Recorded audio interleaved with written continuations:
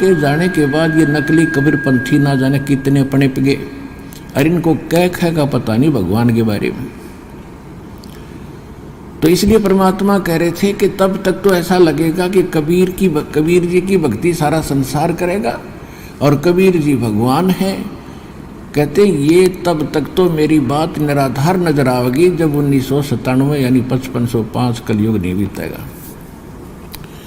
कलयुग बीते 5505 तब मेरा ये वचन होगा सच्चा, और कलयुग बीत जावे जब एता ओए और सकल सृष्टि सभी जीव परम पुरुष पद चेता, सभी प्राणी परमात्मा के उस परम पद के ज्ञाता होंगे, उनको ज्ञान हो जाएगा। कौन से परम पद की? गीता अध्याय नंबर 18 के श्लोक नंबर 62 में गीता ज्ञानदाता कहता है कि अर्जुन तू सर्वभाव से उस परमेश्वर की शरण में जा, उसकी कृपा से ही तू परम शांति को और सनातन शाश्वत स्थानम यानी उस अविनाशी स्थान को, सदा रहने वाले स्थान को प्राप्त होगा उसकी कृपा से। 15वें अध्याय के चौथे श्लोक में कहा है कि तत्वदर्शी संत की प्राप्ति के उपरांत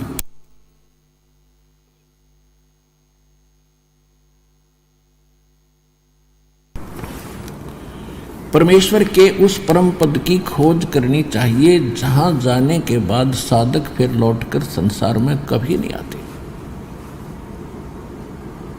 और जिस परमेश्वर से संसार रूपी वृक्ष की प्रवृत्ति विस्तार को प्राप्त हुई है, अर्थात जिस परमेश्वर ने सब ब्रह्मांडों की रचना की है, और गीता ज्ञानदाता कहता है कि मैं उसी की शरण में हूं, इस भाव से उसी परमात्मा की भक्ति करो और मेरी साधना भी छोड़ दो।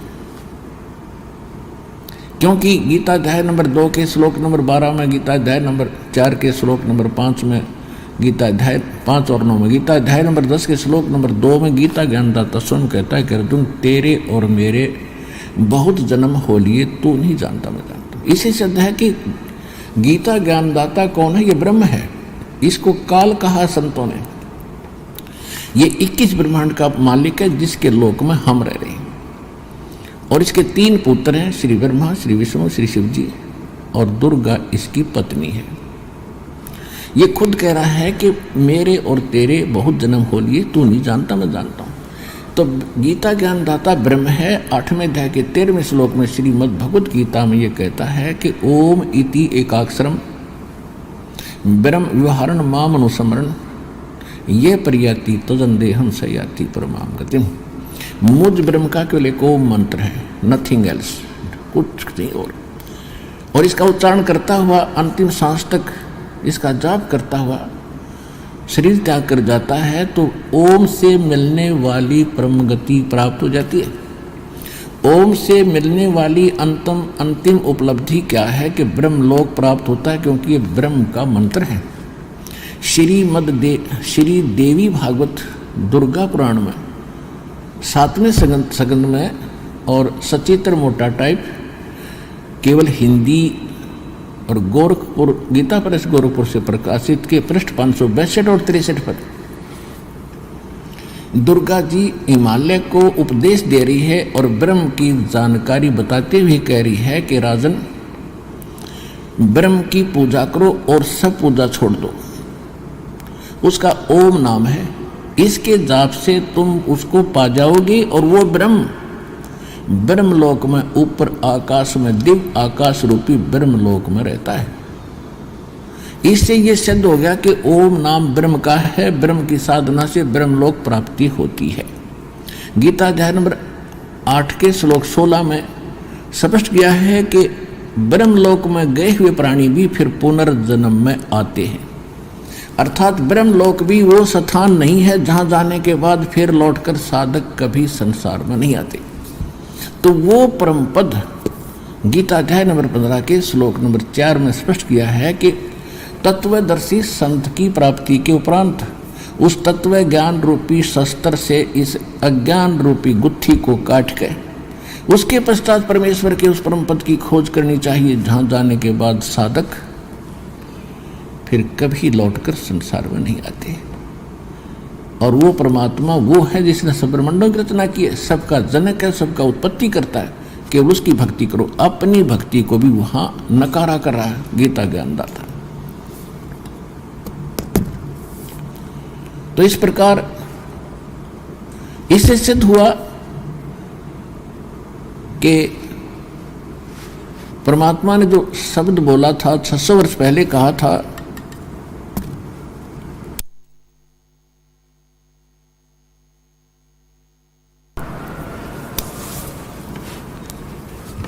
परमेश्वर ने जब 600 वर्ष पहले कहा था कि कलयुग बीते 5500 पाचा, तब ये मेरा वचन होगा साचा।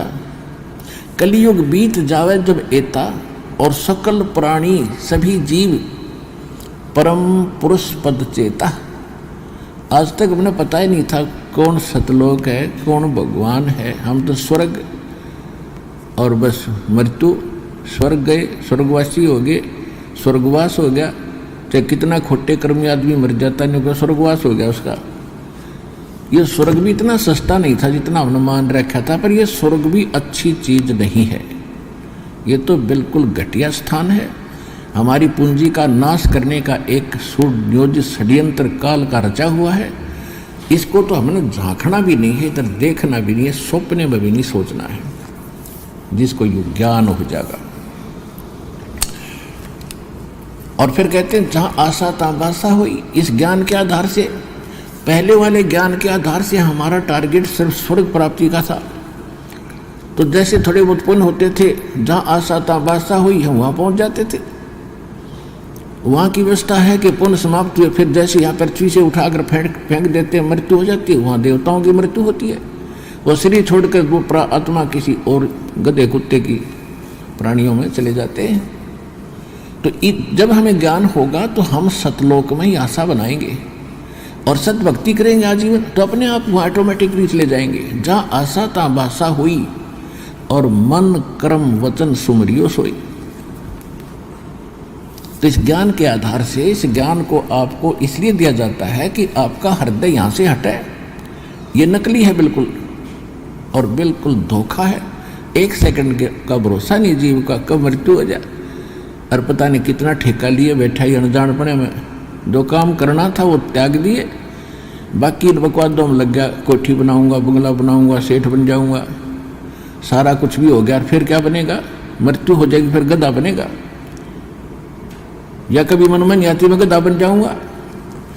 तो इसलिए ये ज्ञान परमात्मा ने दिया है, इसको हृदय में समाओ और इसके आधार से साधना करो और अपना मन यहाँ से हटाओ, तब मोक्ष होगा।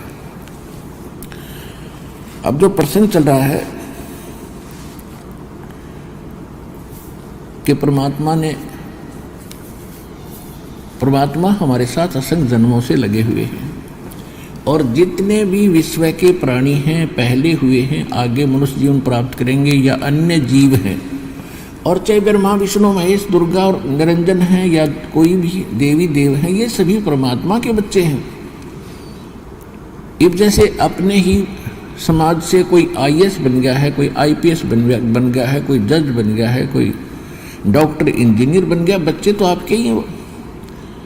हाँ ठीक है, उनकी व्यवस्था, उनका रहन सहन, उनकी ड्यूटी कुछ भिन्न है। कोई मंत्री बन गया, प्रधानमंत्री बन गया, बच्चे तो आप ही के समाज के ही हैं। इसी प्रकार वो परमात्मा के सभी बच्चे हैं, चाहे ब्रह्मा विष्णु महेश के पद प्राप्त है, लेकिन वो सभी मूल उद्देश्य को भूले हुए हैं। और मूल उद्देश्य को याद दिलाने के लिए स्वयं परमात्मा ही आते हैं, क्योंकि उसके अतिरिक्त इस भक्ति का और सृष्टि का किसी को ज्ञान नहीं। बाकी सब अटकलबाजी लगा कर भ्रमित हो रहे हैं और कर रहे हैं। तो उस शंका को और समस्या का समाधान करने के लिए या तो स्वयं परमात्मा आते हैं। वो 600 वर्ष पहले आए थे, और फिर उन्होंने ये भी कहा था कि 12वां पंथ जो गरीबदास जी का होगा, उसमें मैं खुद आऊँगा, स्वयं आऊँगा। और सभी जितने भी काल ने विभाजित कर दिए समाज को, भिन्न भिन्न पंथ बना के, भिन्न भिन्न समाज बना के, धर्म बना के, ऐसा ज्ञान दूंगा कि इस ज्ञान के आधार से ये अपने आप महसूस करेंगे कि हम भिन्न भिन्न नहीं हैं। तो उस समय ऐसे ज्ञान को समझकर वो स्वतः ही बगैर डटे बगैर रोके किसी की रुकावट नहीं मानेंगे और मेरे द्वारा चलाए गए उस यथार्थ कबीर पंथ में वो आकर दीक्षित होंगे और पूरे विश्व का कल्याण होगा। जो इस मंत्रों को ले लेंगे।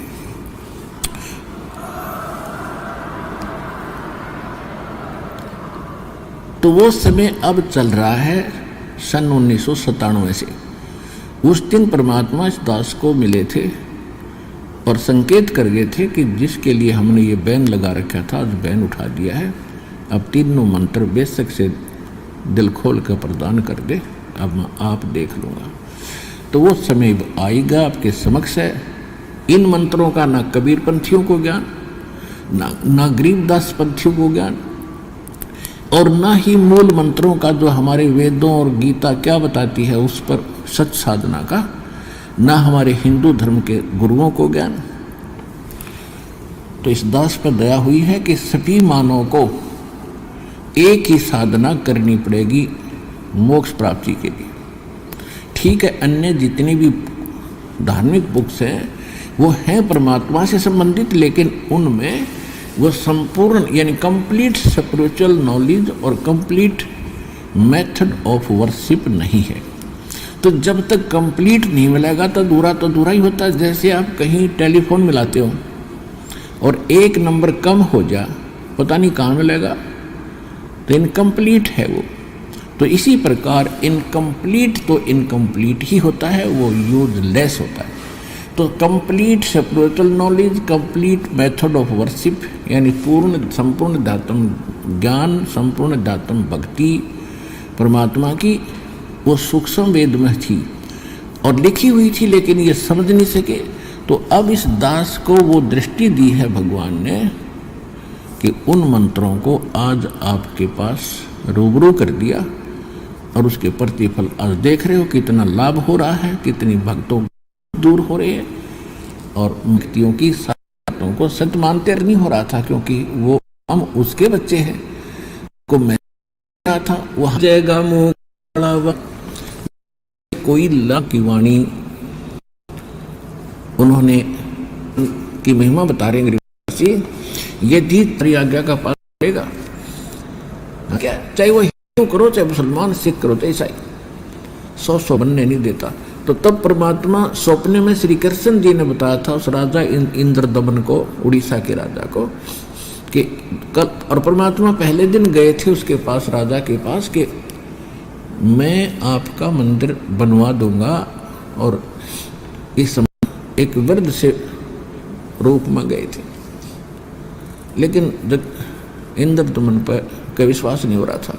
तो सपने में श्री कृष्ण दिखे और कहा कि जो महात्मा आए थे ना तेरे पास, ये परम शक्ति युक्त है, मैंने ध्यान लगा कर देख लिया और उनसे अर्जी लगा।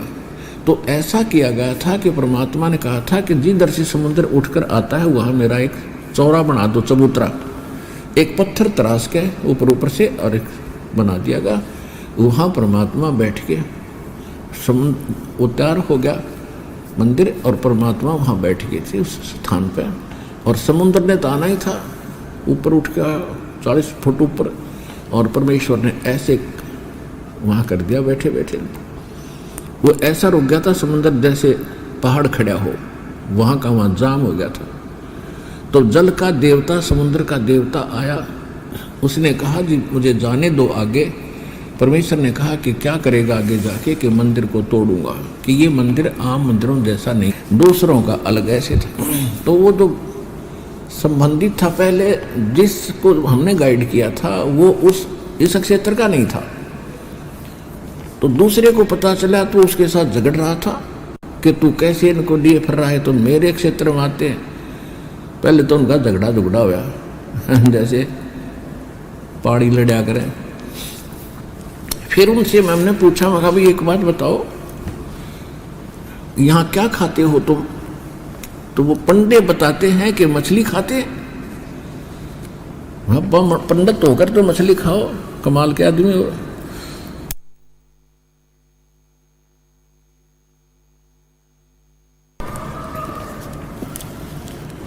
तो वो कहते हैं कि और क्या खाएं। तो हमने पहले परमात्मा की वाणी पढ़ दे थे, अविश्वास नहीं था कि इसमें जो लिखा झूठ होगी, लेकिन अब पक्का विश्वास हो गया। जो पांडे रूप में प्रसिद्ध थे वो लोग तो मांस मछलियों का खाते रहे। तो कहते हैं तुम उधर से तो इतने स्वच्छ बने फिरते हो और मांस मछलियां खाते, पांडे मछली का मांस खाते हो, तुम्हारी शुद्धता और ये भक्ति कैसे बनेगी? ये गलत है और ये साधना तुम्हारी गलत है और ये आहार भी गलत है। परमात्मा ने बताया कि बासमती चावल पकाओ और गरत खांड टुक डार और गरीब दास करो बंदगी, ये कूड़े काम निवार के आहार बताता हूँ क्या खाओ। कहते बासमती चावल बनाओ और उसमें खांड और घी डाल के खा के देखो कितना आनंद आवे। और कहते हैं गरीब दास करो बंदगी और ये कूड़े काम निवार, बुरे काम छोड़ के और भक्ति करो और ये आहार करो। तुम गलत क्यों खाते हो?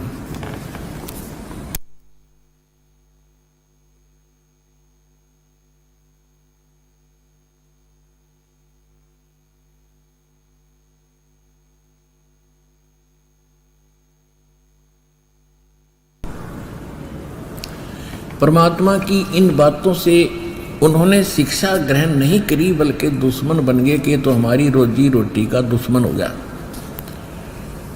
तो जिस कारण से उन्होंने अपने धर्म के लोगों को, हिंदुओं ने अपने अनुयायियों को, गुरुओं ने, और मुसलमानों के गुरुओं ने मुसलमानों को परमात्मा का विरोधी कर दिया।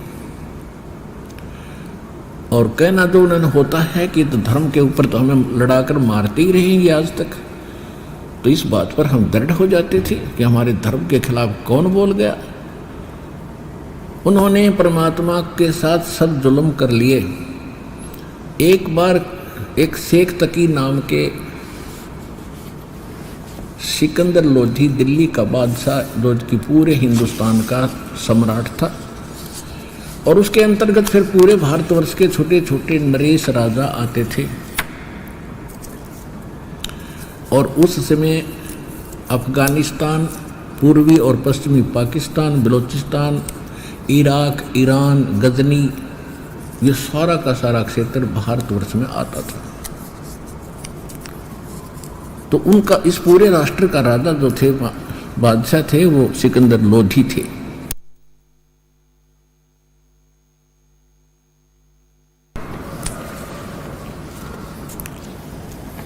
और जब सिकंदर लोधी कभी काशी जाते थे, कि परमात्मा का लीला स्थल, लीला क्षेत्र काशी ज़्यादा रहा है, तो सिकंदर लोधी जब कभी काशी में जाते थे, काशी शहर में, बनारस में, तो उस समय उनके साथ एक शेख तकी नाम के उनके धार्मिक गुरु थे, जो पूरे हिंदुस्तान के मुसलमानों के मुखिया थे। और उसको साथ रखना सिकंदर लोधी राजा की मजबूरी थी, कि उसके हुक्म से सब कुछ हो रहा था। उस शेख तकी के नाम जो कह देता था मुसलमान, उसी के राजा से पहले उसके आदेश का पालन करते थे। इस कारण से वो उसको साथ रखता था, प्रसन्न रखता था, सारी सुविधाएं देता था। तो शेख तकी भी उनके साथ गया हुआ था बनारस में। तो जब मुल्ला और काजियों ने परमात्मा, उससे पहले परमात्मा के साथ बहुत कहर तोले, बड़े जुल्म किए। एक बार परमात्मा अपनी झोंपड़ी में, कबीर साहब जी जुलाहा कॉलोनी में अपनी झोंपड़ी में सोए हुए थे, रात्रि के समय विश्राम कर रहे थे। शेख तकी ने मस्टंडे गुंडे भेजे और तलवार के साथ उनकी टुकड़े टुकड़े करके आओ। 4-5 टुकड़े, 4-5 गुंडे लेकर खुद गया कि कहीं ये काट के ना हो, इतना ईर्षा करते। तो उन गुंडों ने तलवार मारी, न परमात्मा के 6-7 टुकड़े कर दिए, आर पार तलवार निकल गई। और तलवार ऐसे लगे जैसे रुई में लगती है, हार्ड महसूस नहीं हो रहे थे। उनके हिसाब से तो कट चुके थे। जब वो चलने लगे, परमात्मा खड़े हो गए और कहा शेख तकी मानन दी। ऐसे और बहुत से कहर भगवान के ऊपर तोले थे। जहाँ भी सत्संग कर रहे होते थे वहीं किसी बदमाश को भेज देते थे परमात्मा को, कोई डले मारता था, कोई लठ मारता था। लेकिन वो तो हमारे लिए हमारे बाप हैं, हमारे पिता हैं, माता हैं, सभी गुणों से व्यक्त हैं, हमारे बंधु और साथी भी वही हैं। तो वो तो हमारे लिए भटकते ही रहेंगे। हमारी आंखें कद खुलेंगी उसकी मालिक को इंतजार है। तो वो आंखें खोलने के लिए अब ये सारा सिस्टम मालिक ने दिया है।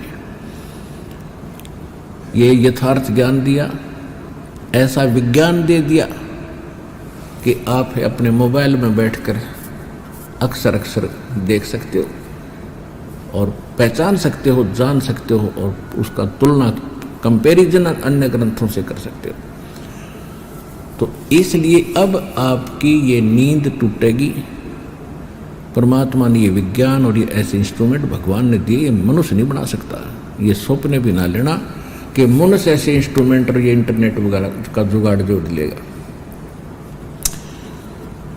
4,43,20,000 वर्ष हैं 4 युगों में, और 3 युग जालिए। सतयुग में तो 17,20,000 कुछ वर्ष होते हैं। उसके बाद उससे आधे, उसके बाद उससे आधे। तो अब ये 4,32,000 बच रहे हैं, यानी 40 लाख तो जा चुके वर्ष। और आपको पता है हमारे पास कैसे इंस्ट्रूमेंट बने हुए थे। डंकी कोई ट्रांसपोर्ट का भी साधन नहीं था, बैलों के ऊपर लाद के या बैलगाड़ियाँ चलने लगी फिर बाद में। और सबसे बड़ा वाहन राजाओं का रथ होता था, रथ, और उसमें 4-4, 5-5 खच्चर घोड़े जोड़ के उसको घसीटा करते थे, क्योंकि रोड थी नहीं। और वो ताकतवर होते थे जानवर, उनको कहीं से घसीट ले जाते और निकाल ले जाते। 5-4 आदमी बैठा करते उसमें। रोड भी ना बना पाए ढंग से, कोई वाहन भी नहीं बना पाए थे। और आज दास ने वो जमाना भी देखा है कि हम दास का जन्म एक किसान परिवार में हुआ और गेहूं फसल निकालते थे, उसको कैसे निकाला करते थे, कैसे झाड़े भरा करते थे। और आज वर्तमान में क्या देख रहे हैं, कट कट कट कट एक दिन में तो 500 मन कनक उठा ले। और पहले 500 मन कनक 2 महीने में भी ना उठा करती थी। ऐसे घसीटे जाते, उसके ऊपर कोई छड़ा झाड़ी दूध बांध के उसको वहाँ जाते, कुछ पशुओं से कूटे जाते, कुछ लठ हाथों से मारे जाते, जब जाके निकला करते थे। तो कहने का भाव ये है कि जो विज्ञान आज भगवान ने दी है, ये चाहे मनुष्य किसी उसके बच्चे ही मनुष्य भी उसी के रिमोट से चल रहे हैं, ये उसकी परमात्मा की ही रेंज से बाहर नहीं है। तो उन्होंने ये सब कुछ आपको दिया है, इसलिए दिया है कि आप इस भगवान को समझो, इस ज्ञान को समझो, पीछा छुड़वाओ। ये असंग जन्म हो गए आप भटकतों ने। तो इस प्रकार परमात्मा हमारे साथ सबके लिए ही भटक रहे हैं। और उस समय 120 वर्ष संघर्ष के अमालिक 5 वर्ष की उम्र में लग गए थे छक्के छुड़ाने इन विद्वान पुरुषों के। लेकिन इतने ढीठ थे, इन्होंने एक न नहीं मानी भगवान की सच्चाई को।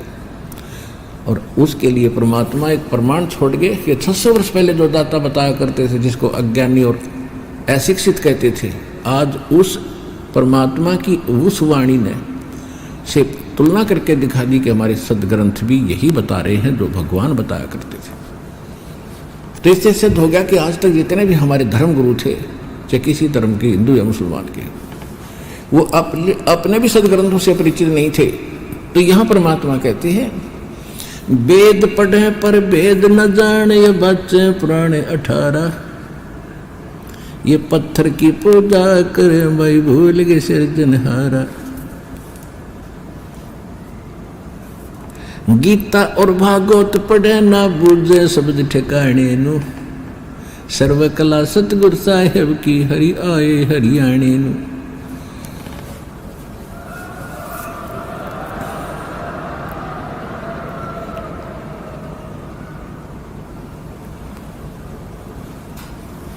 अब इस प्रकार परमात्मा बताया करते थे। काजी और मुल्ला बहुत दुखी हो गए और शेख तकी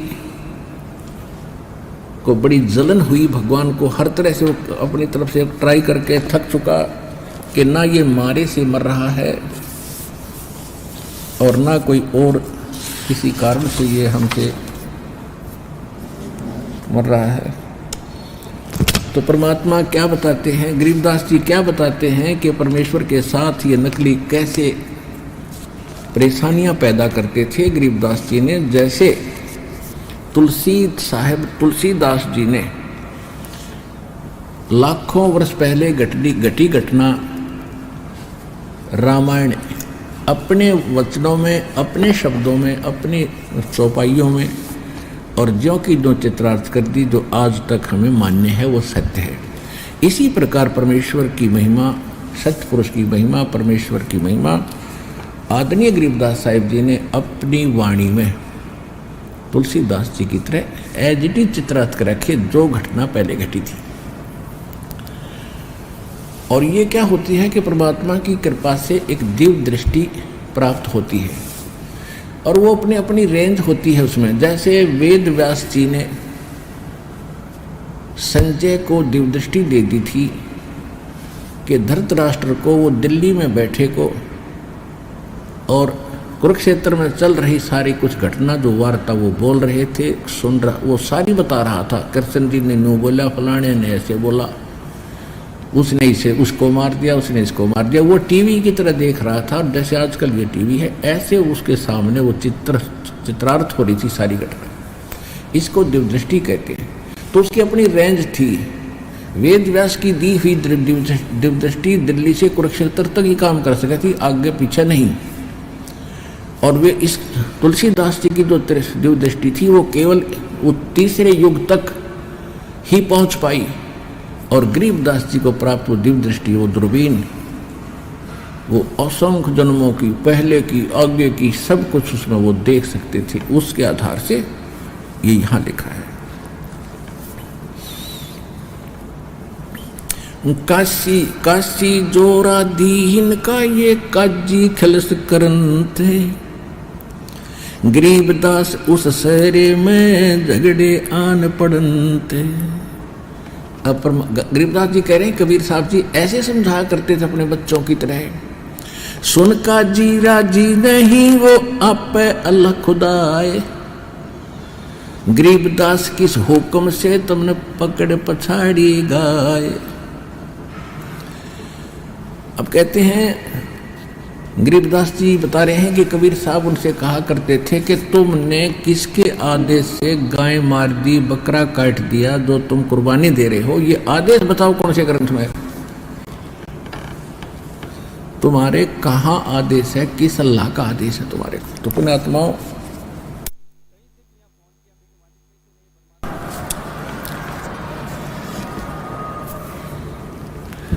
पवित्र बाइबल में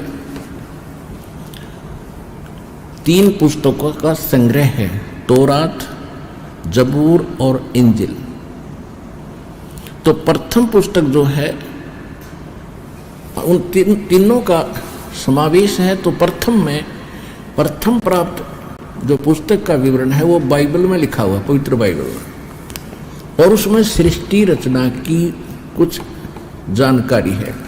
उसमें ये लिखा है कि छठे दिन भगवान ने, उस परमात्मा ने जो सबका रचनहार है, उसने 6 दिन में सारी सृष्टि रची। और उस छठे दिन उसने क्या किया, छठे दिन उसने मनुष्यों की रचना सृष्टि की और पशु पक्षियों की, सब जीव जंतुओं की रचना की, सृष्टि कर दी, उत्पन्न कर दी। और उनको ये भी कहा कि भगवान ने मनुष्य को अपने स्वरूप जैसा उत्पन्न किया। तो एक तो इससे ये सिद्ध हो गया कि परमात्मा साकार है, मनुष्य दृश्य है, नर आकार है। और दूसरा ये लिखा उसके अंदर कि किसी भी प्राणी को, मनुष्य या अन्य जंगली पशु पक्षी या किसी को मांस खाने का आदेश नहीं। उसमें स्पष्ट किया है कि मनुष्यों के लिए छोटे छोटे बीज वाले पौधे जैसे ज्वार बाजरा गेहूं और फलदार वृक्ष, इनके फल खाओ। और पक्षी पशु अन्य प्राणियों के लिए घास फूस, ये मैंने बहुत दे रखा है, इसको खाओ। मांस खाने का आदेश वहां इवन लाइन तक नहीं है, शेर को भी नहीं था। अब कहने का भाव ये है कि उसने 6 दिन में जो सबका मालिक है, जिसका आदेश हमने पालन करना चाहिए, वो तो 6 दिन में सृष्टि रच गए और 7वें दिन तख्त पर पहुंच गया और ये अक्षेत्र दे दिया काल को। इस ब्रह्म ने संभाल ली बागडोर।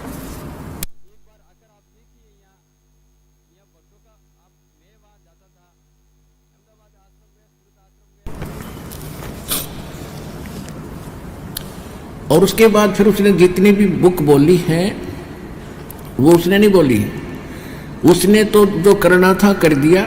आगे जितनी भी बुक हैं, जैसे ये कुरान शरीफ भी है, ये खुद मानते हैं कि कुरान शरीफ का जिसने ज्ञान दिया वो हमारा पूज्य खुदा है, हमारा वो इबादी अल्लाह है।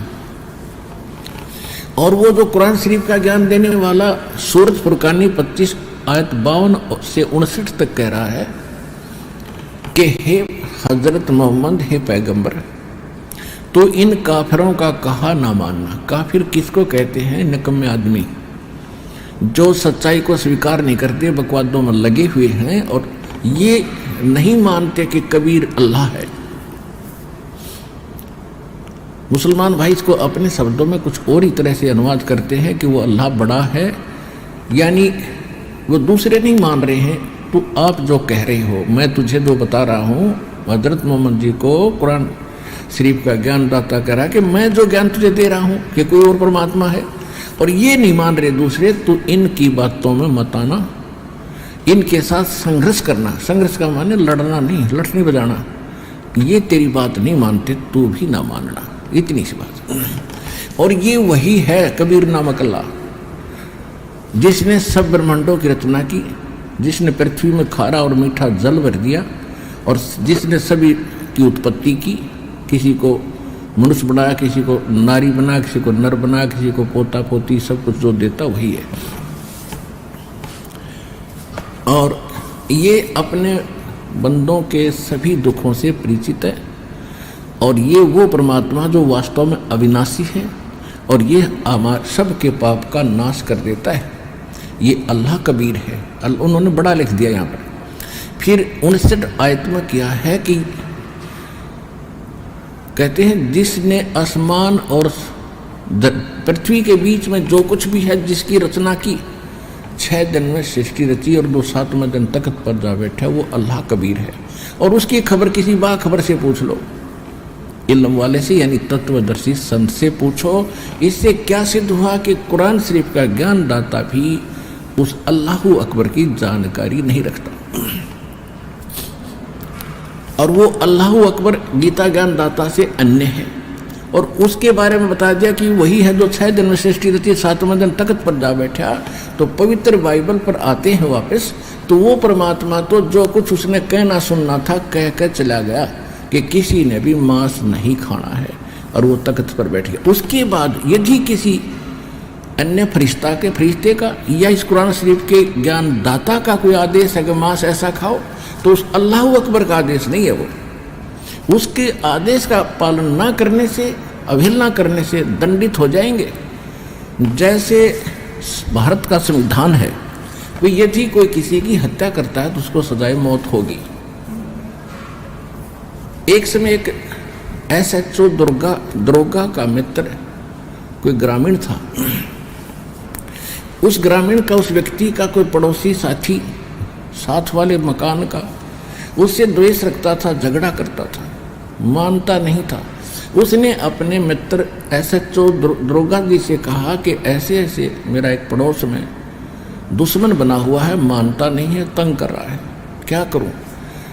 SHO ने कह दिया कि मार उसका लठ, माफ देख लूंगा। अब उसने जाके उस पड़ोसी के साथ झगड़ा ठान लिया, उसका लठ मार दिया, वो मर गया। और उसी क्षेत्र का प्रभारी था वो SHO। वो राजा का आदेश था कि यदि कोई किसी की हत्या कर दे उसको सजाए मौत होगी, और एक अधिकारी ने कह दिया तू मार, लठ मार देख लूंगा। तो उसने राजा का विधान तोड़ दिया, SHO का आदेश पालन करके, तो वो सजाए मौत को प्राप्त हुआ, उसको दंड मिला। ठीक इसी प्रकार उस पूर्ण परमात्मा का आदेश तो 6 दिन में सृष्टि रच कर चला गया, तो बताया गया जो उसने बताना था वो विधान है। उसके बाद कोई अन्य देव या कुरान शरीफ का ज्ञान दाता या गीता का ज्ञान दाता या कहीं भी किसी पुराण में कोई लिखा है तो उसका आदेश नहीं है, वो किसी SHO का आदेश है। उसका पालन करके तुमने अगर कोई गलती की तो दंडित होगे, ये विधान है भगवान का।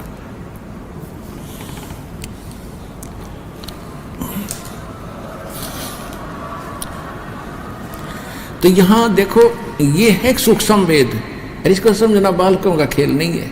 ये तो परमात्मा जिसकी बुद्धि खोलता है, दास पर दया करी है दाता ने, तो सभी सदग्रंथों से मेल करके अब आपको ये अमृतवाणी का रहस्य समझाएंगे। तो इसमें गरीबदास जी ने कहा है कि सुन का जी राजी नहीं आप अल्लाह खुदाए, गरीबदास किस हुक्म से तन पकड़ पछाड़ी गए। आप बताइए मुझे किसके आदेश से तन गाय की हत्या की? तुम्हारी कौन कुरान में कौन सी बुक में लिखा है ये मांस खाना? अगर तुम्हारी कुरान में कहीं लिखा है तो ये उस अल्लाह अकबर का आदेश नहीं है, ये किसी अन्य देवता फरिश्ते का है, वो थानेदार का आदेश है। और इसका पालन करके तुम गलती कर रहे हो तो दंडित होगे, तुम्हें नुकसान होगा। तो वो तो महापुरुष परमात्मा कबीर जी तो ये समझाना चाह रहे थे, अब गलती ना करो भाई, विधान ना तोड़ो भगवान का, तुम दुख पाओगे, क्योंकि उसके बच्चे हैं सभी। लेकिन ये अज्ञानता के कारण और अपने स्वार्थ के कारण हमने भगवान को पहचाना नहीं, उसकी बात को माना नहीं। आज तक हम इस काल के जाल में फंसे हुए। फिर कहाँ तक मालिक ने कहा कि किसी तरह ये पाप से बचे। गौ अपनी अम्मा है अर्ता पर छुरी नबाह, गरीबदास घी दूध को ये सब ही आत्म खावे। कबीर साहब ने बताया है, गरीबदास जी तो केवल अपनी छाप बता रहे हैं कि मैं जो कह रहा हूं ये भगवान ने बता रखा है।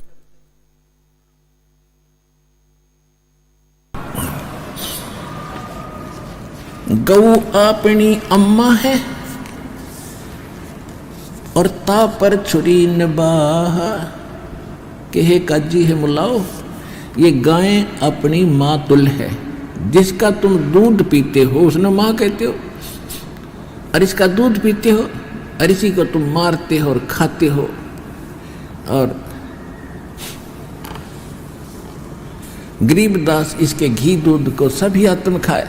यानी ये गाय ना तो मुसलमान को मना करती घी दूध देने से, ना हिंदू को। तुम घी दूध खाओ, इसके मांस को क्यों खाते हो? 8-9 वर्ष तक ये दूध देती है, बच्चे देती है, गाय बछड़ियाँ देती है, आपके काम आते हैं, बड़ी अमृत जैसा दूध देती है। घी खाओ, तुम इसका मांस क्यों खाते हो? पाप के भागी बनते हो। गौ हमारी, गौ अपनी माता है और पीवत जिसका दूध है, गरीबदास का जी कुटल तन कत्ल किया ओ दूध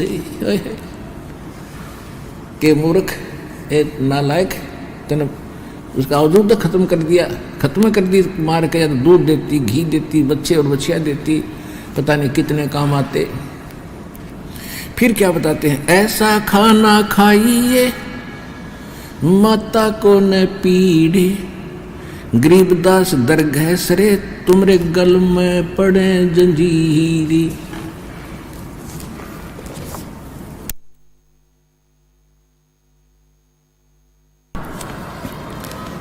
अब जैसे ये मांस खाने वाले होते हैं ना, ये अपनी बात ने ऊपर रखा करें।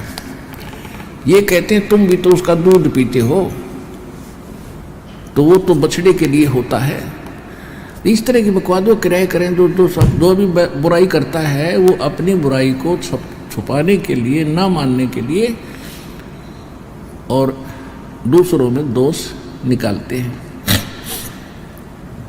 तो उसके लिए बताते हैं कि ऐसा खाना खाइए माता के ना पीड़े। अब जैसे गाय को पालते हो, उसको चारा चराते हो, उसको नहवाते हो, उसका हाथ फेरते हो और दुख सुख में उसकी सारी सेवा करते हो, तो फिर वो खुश होकर दूध देती है। उसके बच्चे को भी आप पालते हो, दूध लेते हो, तो उसके बच्चे को भी पालते हो, स्वस्थ रखते हो। अगर उसके दूध नहीं है तो उसको और कुछ आहार खिलाते हो। तो इस प्रकार खाने से आपको पाप नहीं, ये आदेश है भगवान का। और बगैर आदेश हम खाएंगे तो फिर हम अपराधी हो जाएंगे। कहते हैं ये बात सुन के फिर क्या बताते हैं, क्या समझा रहे हैं परमात्मा। कहते जुल्हा दीन बिगाड़िया, क्या बताते थे परमात्मा कि मुर्गे से तू मुल्ला भय और मुल्ला से फिर मुर्ग, गरीबदास दो जग धसो तुमने मिल नहीं स्वर्ग। आज तुम मुल्ला जी बकरे को मारते हो, मुर्गे को काटते हो या गाय काटते हो।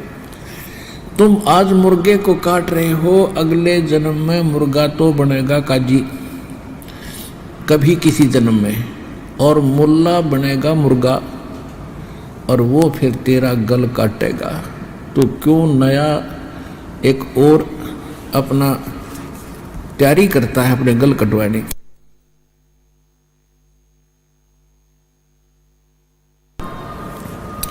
अब कितने प्यार से समझा रहे हैं कि मुल्ला से मुर्गे से मुल्ला भय और मुल्ला फिर मुर्ग, गरीबदास दो जग दसो तुमने पावे नहीं स्वर्ग। कि भाई तुम ऐसी गलती ना करो, आज तुम इसको काट रहे हो, तुम आगे तुमने ये काटेगा, बदला कहीं ना जात है तीन लोग के माँ। श्री रामचंद्र जी ने, जिसको हम भगवान माना करते थे, पुत्र श्री राजा दशरथ, उसने सुग्रीव को मारा था, बाली को मारा था सुग्रीव के भाई को एक वृक्ष की ओट लेकर, और उसका भी बदला उसने श्री कृष्ण रूप में देना पड़ा। श्री कृष्ण जी के पैर में तलवे में तीर मारा किसने? एक शिकारी ने। वो कौन था? वो बाली वाली आत्मा थी। और श्री कृष्ण जी के पैर में तीर मार के, विषाक्त तीर जहर से बुझा हुआ, पहले से तैयार कर रखा था, उससे उनका जीवन अंत किया।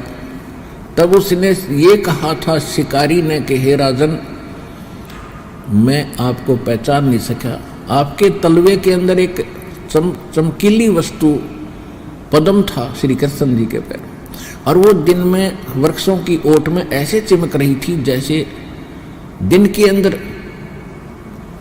100 वाट का बल्ब चमका करे। उसकी रोशनी घनी नहीं होती पर चमक जरूर दिखा करे। तो शिकारी ने सोचा था कि कोई मृग बैठा है, हिरण बैठा है वृक्ष की झुरमुटों की ओट में, उधर से जाऊंगा तो भाग जाएगा। उसने उधर से तीर ठोक दिया उसकी आंख समझ कर, और वो श्री कृष्ण के पैर में लग गया, उससे वो तड़पने लगे। तब वो भाग कर गया कि कोई इंसान मर गया, देखा तो वो तो द्वारकाधीश वहां पर तड़प रही थी। तब उसने कहा था कि हे भगवान, मेरे से गलती होगी, हे राजन, मैं धोखे से तीर लग गया, मैंने आपकी पैर में चमक रही वस्तु को कोई मृग की आंख जान ली, और ये तो विषाक्त तीर है, आपका अंत होगा ही होगा, मुझे क्षमा करो पापी को। तब श्री कृष्ण जी ने कहा कि नहीं, तेरा कोई अपराध नहीं है, मेरा तेरा ये पिछला हिसाब किताब था चुकता हो गया। उसके पूछने से बताया कि पहले तू बाली था, सुग्रीव का भाई, उसमें मैंने तुझे ऐसे वृक्ष की ओट लेकर मारा था, और उसमें आज मैं आपका बदला दे चुका हूं, आज तूने मुझे मार दिया। तो यहाँ गरीबदास जी कह रहे हैं, सुख संवेद को बता रहे हैं कि बदला कहीं ना जाएगा इस तीन लोग के माँ, और सतगुरु मिले कबीर से तो सत लोग तब जा।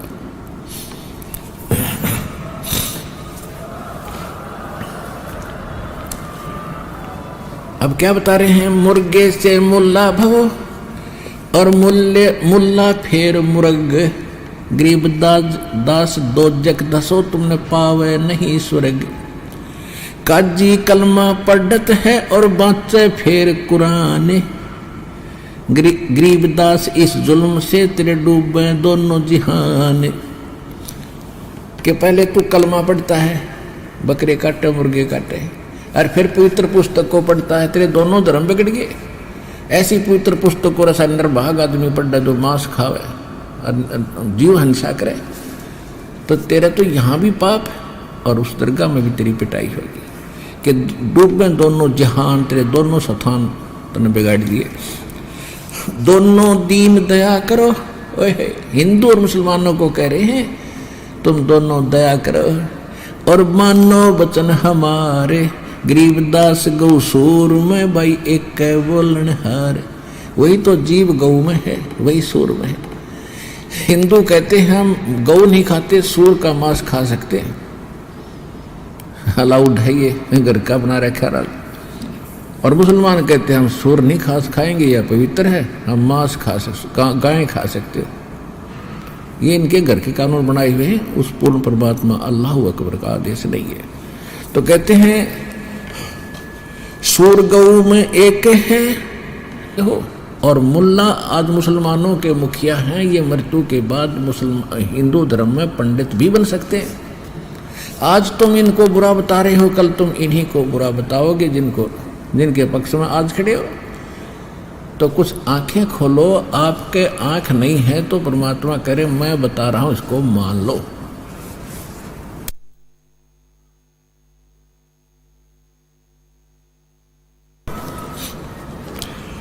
कहते मुल्ला से पंडित भय, भाई पंडित से भय मुल्ले। गरीबदास तज बैर भाव तुम की जो सुलम सुल। अपनी सुलह कर लो, आपस में ना दुख पाओ। कट के मर रहे हो, एक दूसरे को काट रहे हो, भला बुरा कह के टेंशन पैदा कर रहे हो। या 10 दिन 2 दिन का जीवन है, अपनी भक्ति करके पीछा छुटाओ और चलो भाई वहाँ जहाँ तुम्हारा मूल स्थान है, और मैं तुम्हें वो ज्ञान सुनाने आया हूँ। हिंदू झटके मारे ही और मुस्लिम करे हलाले। गरीबदास 2 दीन का वह होगा हाल बेहाल।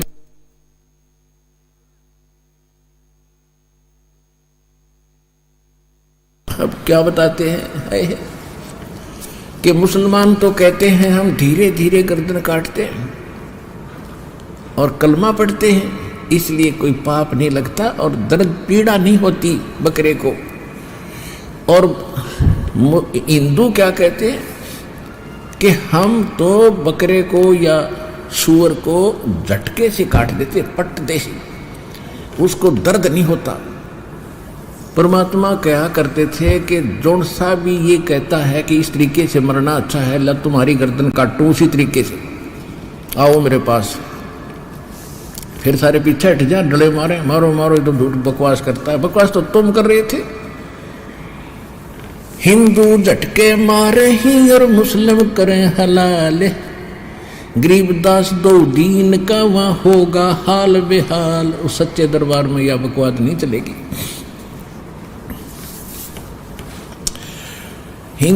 बकरी कुकड़ी खा गए और गऊ गधेरा सूरे। गरीबदास उस भिष्ट में तुमसे अल्लाह दूरे।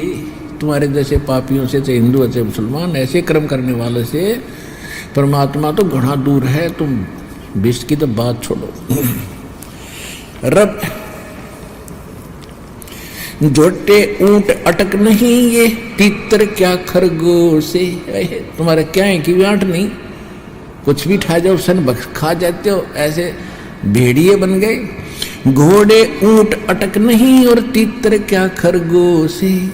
गरीबदास ऐसे कुकर्मी से अल्लाह है 100 कोस। तुम बात करे हो भगवान पाने की, ऐसे कुकर्मियों से तो 100 कोस है भगवान। चाहे हिंदू होते, मुसलमान है, सिख है, ईसाई। रब की रूह मारते और खाते मोरे मोरे। गरीबदास उस नरक में नहीं खूनी कूठोरे, यानी नरक भी नारा बनाना पड़ेगा।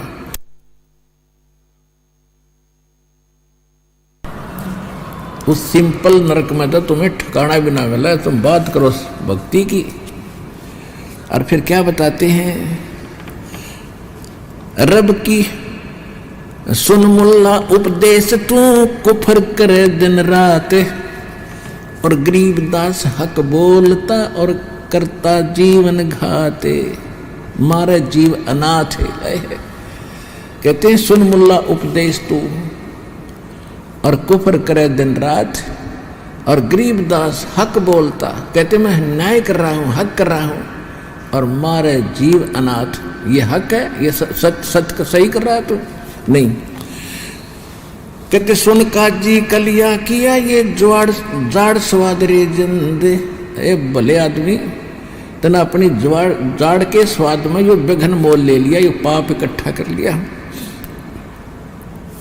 सुन काजी कलिया किया ये जाड़ स्वाद रे जिंदे। गरीबदास दरगाह में तेरे घर में पड़े फंदे। और क्या सलाह देते हैं, बासमती चावल पका और घर ते खांड टोक डारे। कबीर साहब की वाणी को गरीबदास जी बता रहे। गरीबदास कर बंदगी तुम कूड़े काम निवार। ये बुरे काम छोड़ के और ऐसा खाना खाओ, बासमती चावल पकाओ और खांड और घी डाल के खा के देखो, उस अड़ंगे में इतना आनंद आएगा जितना इसमें आएगा। ये तो तुम काल के द्वारा भ्रमित कर दिए, मिसगाइड कर रखे हो, जिस कारण से अपना कर्म भी बिगाड़ रहे हो और आहार भी गलत कर रहे हो। फिर क्या कहते हैं, फुल्का धोआ दाल कर, यानी बढ़िया फुलके बनाओ और धोई हुई मूंग की दाल बना लो और हलवा रोटी खाए। गरीबदास काजी सुन तुम मांस मिट्टी मत पकाए। कितने प्यार से अपने बच्चों को जैसे समझाया जाता है, नहीं मानते उनको खुरका धमकाया भी जाता है। इसी उद्देश्य से महापुरुष परमात्मा स्वयं आकर के, दोनों उसी के बच्चे थे, हिंदू और मुसलमान दोनों को करड़ा कर रहे थे, नहीं मानते थे, उनको धमका भी रहे थे और थोड़ी बहुत कटु शब्द भी हमारे लिए बोल रहे थे ताकि ये कुछ समझे। फुलके धोआ दाल कर तू हलवा रोटी खाए। गरीबदास काजी सुन ये मिट्टी मांस ना पकाए। रोजे रखे और खून करे। दिन में तो व्रत रखे रोजे और शाम न काट दी बकरी और फिर तस्बीह ले ली हाथे, फिर माला पकड़ ली, माला जब कर ला गया। गरीबदास दरगाह सरे तन बहुत कुरिश्त गाते। क्या बता रहे कि तुमने बड़ा जुल्म कर रखा भाई, हमारी बात मान लो, हम कोई तुम्हारे दुश्मन नहीं है। काजी खिलस उठाए दे तू तजरो जो की रीत। गरीबदास अल्लाह बचो ये समय जावेगा बीत। यानी गरीबदास जी तो कबीर परमात्मा की वाणी बता रहे, जैसे तुलसीदास जी बोल रहे थे, सारी बोली कबीर भगवान ने थी बताई थी। यानी कबीर जी कह रहे हैं उनको, काजी राजी क्यों हुआ ये हती अलह की रूह। गरीबदास छोटे नहीं वो लेखा दो बरदू। सुन मुल्ला तो मिलेगा उस दो जख्म के माही। गरीबदास लख अर्ज करे फिर मुल्ला छूटे नाही। ऐसे एक बुरे कर्म कर रहा है तू, फिर वहां से कितनी अर्जी ला लिया, भगवान तेरी एक नहीं सुनेगा। लाख अर्ज मुल्ला करे और काजी करे कोटे। गरीबदास कैसे बच्चे जो खाते मासा गोटे। लाख अर्ज मुल्ला करो और काजी करे कोट। गरीबदास दरमान में तेरे निकले सारे खोट। ये जितने पाप तू कर रहा है वहां जाते तेरी फाइल खुल जाएगी और सब तेरे सामने रख दिए जाएंगे कि ये नहीं करना चाहिए था। लाख अर्ज मुल्ला करे और काजी करे करोड़े। गरीबदास वहां कौन संगी अब नहीं बकरे झोटे तोड़े। बकरे झोटों को ना मार, वहां तेरा कोई साथ नहीं देगा, अकेला पिटेगा वहां पर, ना कोई मजहब के साथी साथ देंगे, तेरे अकेले की पिटाई होगी। जो पाप कर रहा उसको दंड मिलेगा।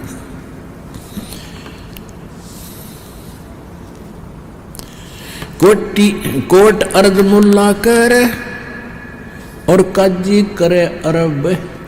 गरीबदास गया बनकटी व निकल पड़े गर्भ। अरब कहते हैं बेईमानो, तुम इतनी भी दया नहीं, कोई गाय काट दी बीच थे और क्या बन थी, बीच में बच्चा था उसके, वो वो गर्भ भी गले काट दिया, जरा भी दर्द तुम्हें दया नहीं आती। तो क्या कहते हैं, कैसे काज कोट अर्ज मुल्ला कर और काजी करो चो अरब। गरीबदास गया भनकटी यानी गर्भवती, गाय काट दी और निकल पड़ा गर्भ। एक ममड़ी का खून है यू एक बच्चे का ब्यात, गरीबदास कैसे बच्चों तुम खागे सो आत। काजी पढ़े कुरान क्या यो मुझे अंदेशा ओरे, गरीबदास उस बिस्ट में नहीं खूनी को ठोड़े। बिस्ट बिस्ट तू क्या कह रहे तेरा दो जग डूबया दीन, गरीबदास का जी मुल्ला और ब्राह्मण दोषी तीन। के सारे समाज को, क्योंकि हिंदू और मुसलमान दो ही धर्म थे उस समय हिंदुस्तान में, कहते हैं बिस्ट बिस्ट तुम क्या करो और दो जग डूबया दीन, तुम तो नरक में डुबो दिया पूरा धर्म तुमने। गरीबदास काजी मुल्ला और ब्राह्मण दोषी तीन, ये तीन हैं इनको डुबोने वाले। दोषी हो तुम, सबको मिसगाइड कर रहे हो, तुम्हें खुद ज्ञान नहीं, तुम कर क्या रहे हो, हमारे सदग्रंथ क्या बता रहे हैं। ब्राह्मण हिंदू देव है ये मुल्ला मुसल का पीर, गरीबदास उस भिष्ट में दोनों की तकसीर, कि वहां दोनों की स्वर्ग में दोनों की गलती सामने आवेगी। एक काजी एक पंडिता यो डूब दिए दो दीन। एक काजी ने एक पंडित ने, पंडित देखो आम ब्राह्मण के लिए नहीं कहा, क्योंकि मुझ दास का जो गुरुजी थे वो ब्राह्मण जाति से थे, लेकिन वो पंडित इस पंडिताई नहीं करते थे और एक संत महासंत थे। और मेरे जो दादा गुरुजी थे वो छावला गांव के, दिल्ली में एक छावला गांव है नजरगढ़ के पास, वहाँ के जाट थे और वो काशी विद्यापीठ से पढ़कर 4 विषय के आचार्य बन गए थे। वो पंडित सदानंद कहलाए, लेकिन वो पंडिताई नहीं करते थे। पंडित का एक प्रचलित नाम उनके लिए कहा गया जो मिसगाइड करके और ये झाड़ फूक अटपट श्राद्ध श्रुद्ध की बकवास जो बताते हैं उन तक सीमित है, जो कर्मकांड करवाते या उन पंडितों पर परमात्मा उनको धिक्कार रहे हैं।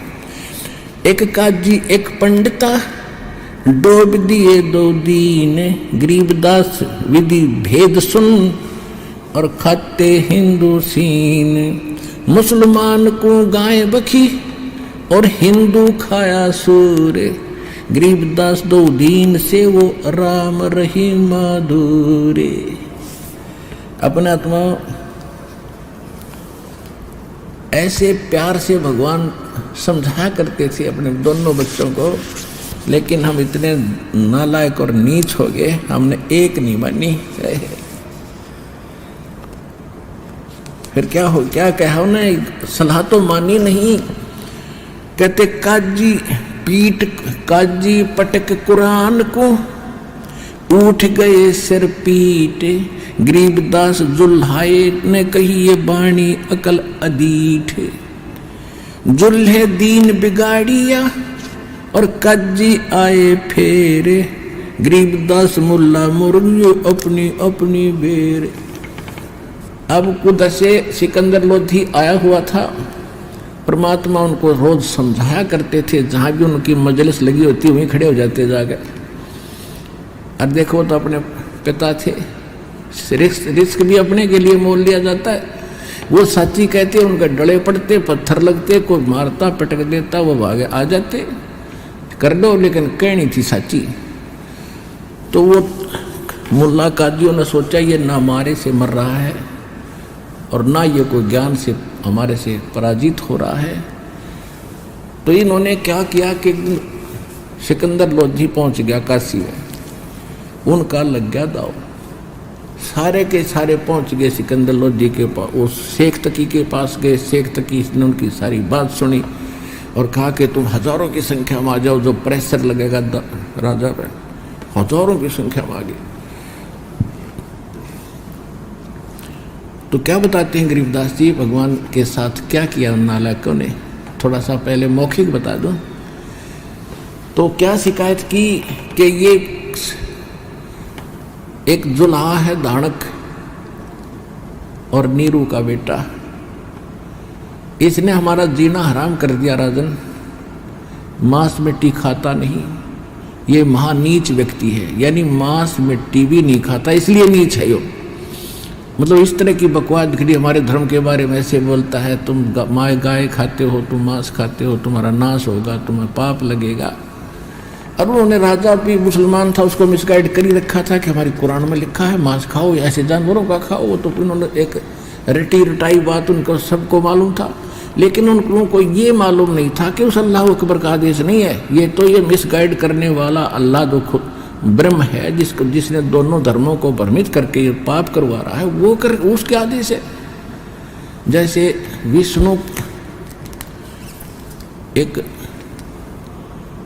विष्णु पुराण के अंदर श्राद्धों के अंदर लिखा हुआ है कि खरगोश का मांस खा लो, नील गाय का खा लो, और हिरण का मांस खा लो, इससे और ज्यादा पुण्य मिलता है। एक स्थान पर तो गाय का मांस खाने को भी लिखा है, विष्णु पुराण में दिखाऊंगा आपको कभी। और दास ने लिखा भी है उसमें आध्यात्मिक ज्ञान वो है जो ज्ञान गंगा, उस पुस्तक में एक श्राद्ध विषय में उसमें कति फोटो कॉपी ला रखी है। तो कहने का भाव ये है कि ठीक है, हमारा हिंदू समाज इस बात से बिगड़ा नहीं, और उनको भी शर्म आती थी क्योंकि हम स्वीकार नहीं कर रहे थे, इस चैप्टर को आगे नहीं लाए, वो अपने तक सीमित रखा है ब्राह्मण ऋषियों ने। लुकमा छुपमा वो काटे खा पी लिया करते, राजाओं से भी करवाया उन्होंने कईयों से, ऐसी उस प्रमाण लिख रखे। तो कहने का भाव ये है कि परमात्मा ने कहा कि ये आदेश उस पूर्ण परमात्मा के नहीं, पुराण में और कुरान में, वेद में कहीं नहीं है, गीता में कहीं नहीं है। गीता देख संक्षिप्त है चारों वेदों का, ये भी मानते हैं, उसमें दिखाओ कहाँ लिखा है मांस खाना या श्राद्ध करना है, बता दो। तो ये लोक वेद इस काल के चलाए हुए हैं, वो परमात्मा का दिया विधान नहीं है, ये करने से हानि है, लाभ नहीं हो सकता। तो फिर क्या किया कि भी उसको लाओ, सिकंदर लोधी ने कहा कि लाओ पकड़ के, ऐसा नालायक व्यक्ति हमारे धर्म का नाश कर रहा है। और एक और बताया कि ये अपने आप को ये कहता मैं अल्लाह अकबर हूँ, मैं ही वो खुदा हूँ, हम ही अलखला हैं, कुतुब गोस और पीर गरीबदास खालिक दरी हमरा नाम कबीर।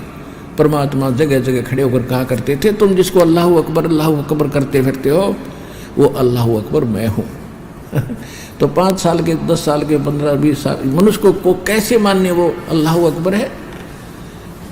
अब मानना गया भाई वो अल्लाह अकबर है, क्योंकि उसके सारे गुण लक्षण हमारे सामने हैं, हमारे सदग्रंथ उसका प्रमाण कर रहे हैं। आंखों देखा महापुरुष भगवान को पहचान कर हमें बता कर गए हैं। इन सब प्रमाणों से हम स्वीकार करेंगे कि कबीर इज गॉड। वही कबीर जो काशी में आया था।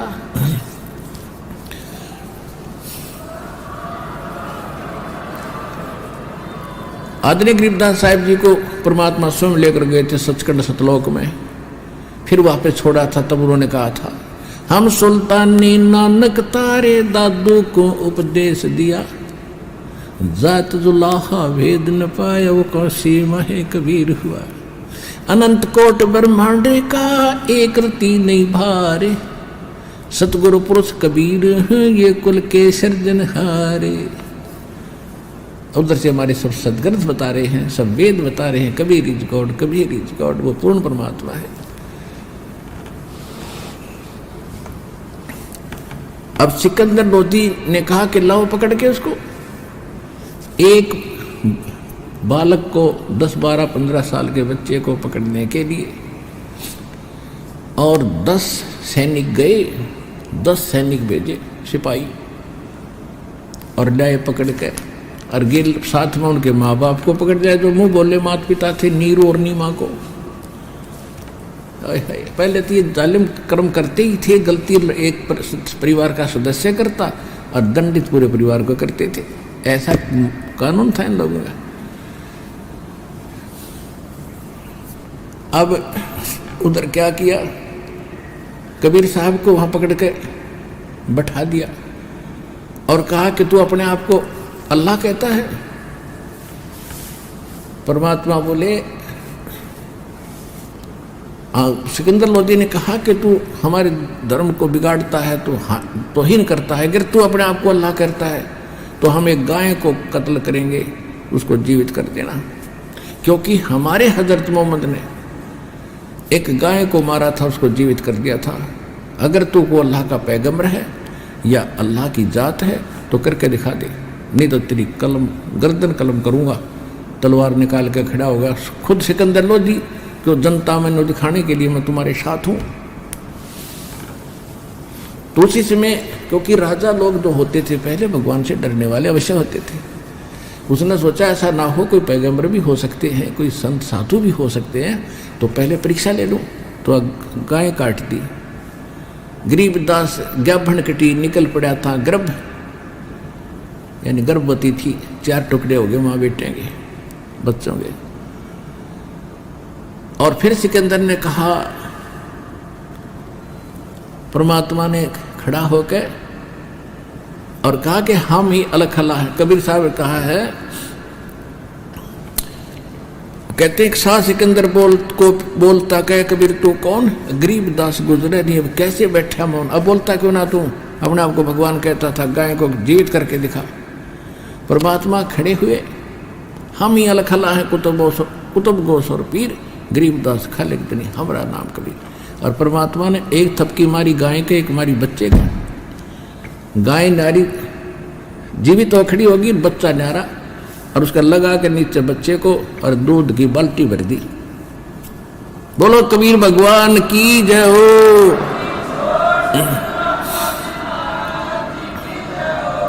अब जब वो गाय पकड़ी जीवित होगी, हाथ में फूल गए सबके, और बाल्टी का धार निकाल दी दाता ने।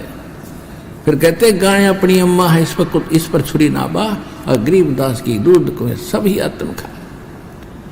फिर तो सब कोई ना बोला, सारे नो मौन खड़े हो गए, और दुष्ट टाइप के लोग थे वो खिसक गए, कम नहीं मानते। राजा चरणों में लेट गया भगवान के, ऐसा रूप दिखाया उसको। जब सिकंदर लोधी चरणों में लौट गया, जो वो आए थे उसको सजा दिलाने वाले, वो तो खिसक गए, उनकी तो माँ सी मर गई। भाई देखो हम कितने मूर्ख रहे, कुतरो तुम तो एक मिनट की नहीं जिंदा कर सकते, वो श्रेयाम 2-2 कट्ठे जीवित कर दिए, फिर भी ना माने कबीर जी गौड़। तो भाई कहते हैं राज तजना सहज है सहज त्रिया का ने, और मान बढ़ाई ईर्षा दुर्लभ तजनाई। अरे ये तुझे बिना भगवान नहीं मिल सकता, कितनी बात बनाओ। तो क्या बताते हैं कबीर, अब मालिक की वाणी सुनाते हैं थोड़ी, क्योंकि हृदय को छूती है। शाह सिकंदर कह गए वो काजी पटक कुराने, गरीबदास उस जुल्हाए पर इब हो है खेचा तान। कि उस परमात्मा के ऊपर खेचा तान शुरू होती है जब उन्होंने शिकायत लगा दी राजा को। तो और क्या शिकायत लाई, तोरा सरा उठा दिया ये काजी बोले यूं। काजी जाकर कहने लगे कि हे मालिक, हे राजन, हमारा तो उन्हें यहाँ से जीना हराम कर दिया, हमने तो यहाँ से उठना पड़ेगा, जाना पड़ेगा। और कहते गरीबदास पगड़ी पटकी अलख अला मैं हूँ। जितने मौजूद मुसलमान थे और पगड़ी बांध कर जा रहे थे, रात अपनी पगड़ी पटक दी, नो फेंक दी, हमारी कोई सुनता ही नहीं। और वो नो कहा मैं खुद अल्लाह हूँ, उस पर कोई एक्शन नहीं हो रहा है सरकार का। 10 ऐधी तल कहते तोरा सरा उठा दिया काजी बोले यूं। इस प्रकार गरीबदास पगड़ी पटकी और अलख अला मैं हूँ, वो कहता मैं खुद ही अलख अला हूँ। 10 ऐधी तलबा हुई वो पकड़े जो लदी ल्याव। गरीबदास उस घुटन को मारत नहीं संकाव। अब सिकंदर लोधी कहता है कि जाओ 10 सिपाही जाओ और उस नीच को पकड़ कर लाओ, और यहाँ उसको मारने में कोई दोष नहीं। ऐधी ले गए बांध कर वो शाह सिकंदर पास, सिपाही ले गए बांध के मालिक ने। गरीबदास काजी मुला फिर पगड़ी वह आकाश। राजा ने कहा कि तुम पगड़ी बांधो और मैं तुम्हारे साथ हूँ, देख तुम्हारे सामने उसकी कत्ल कर दूंगा। तो सब ने पगड़ी बांध के बड़े खुश होए, आज देखियो तुम नाड़ मारने का ही पता लगेगा इसको। ऐदी ले गए बांध कर वो शाह सिकंदर पास, गरीबदास काजी मुला फिर पगड़ी वह आकाश। इतना लंबा तुर्रा छोड़ रहे, ऊपर नहीं हो रहा अजीब कर देगा राजा इसका काम। तो वहां क्या बताते हैं, काजी 5000 थे और मुल्ला पीटे शीशे। गरीबदास यो जुल है दीप का फर है बिस्वे 20। कि ये काफिर है, विश्व 20 काफिर है। 5000 मुल्ला काजी इकट्ठे हो रहे, मुल्ला 5000 टोटल। मेर दया इसके नहीं ये मिट्टी मांस ना खावे। हाय रे हे बद्दी छोड़िया, सारा उल्टा व्यवहार है। कहते हैं मांस मिट्टी ना खाता, इसका दया धर्म तो है नहीं, इसलिए किसी के बारे में कुछ भी कह देता है। मेहर दया इसके नहीं ये मिट्टी मांस न खाए, गरीबदास मांस पकाओ और मोमन लो बुलाए। कि इसके माता पिता को बुलाओ और इस गाय में काट कर मांस पकाओ, इसको खिलाओ हमारे सामने। मेहर दया इसका नहीं ये मिट्टी मांस न खाए, गरीबदास मांस पकाओ और मोमन लो, इसके माँ बाप को लो बुलाए। मोमिन भी पकड़े गए, मोमिन मुसलमान दुल्हे, मुसलमानों को मोमिन भी कहते हैं, यानी नीरू भी पकड़े गए और संग कबीरा माए। और मुंह बोले माता पिता। गरीबदास उस सरे में फिर पकड़ पछाड़ी गाय, गाय काट दी।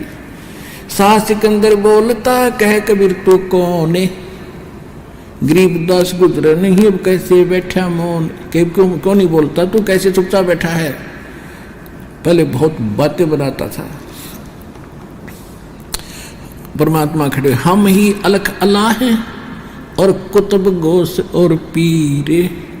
गरीबदास खालिक धनी, यानी सारी सृष्टि का मालिक मैं हूं और हमरा नाम कबीर। गौ पकड़ बिस्मल करी, गाय को यानी जैसे वो काटते हैं ऐसे बिस्मल कर दी, दोनों बच्चे और माँ दोनों काट दिए। और दर्ग खंड अजूद, गरीबदास उस गऊ का फिर पीवे जुल्हा दूध। उन्हें तो मार के गिर दी। और फिर कहते गरीबदास जी कह रहे हैं, कबीर साहब बता रहे हैं कि महिमा बता रहे हैं, और उससे का फिर जीवित करके दूध पिया। चुटकी तारी थाप दे, चुटकी मारी थापी मार के थप थप पे देकर, चुटकी तारी थाप दे व गऊ जवाई बेगे। गरीबदास दूध जन लगे व दूध की भर दी देग, यानी पूरा डेग का डेग भर गया। शाह सिकंदर देख कर यो पर्चा पर थम्बया हुआ, शाह सिकंदर पास गरीबदास काजी मुल्ला वह हो गए बहुत उदास। अब लेकर के क्या इच्छा गए थे। उन आत्माओं, तुमने भगवान की महिमा सुनिए ना थी आज तक। राम ने रावण मार दिया, राम ने फलाना मार दिया, कंस ने फलाना मार दिया, ये कोई बात थी। अब देखो, और इसने इन एक भी ना मारा और सब कुछ सिद्ध कर दिए। भगवान मारा नहीं करते।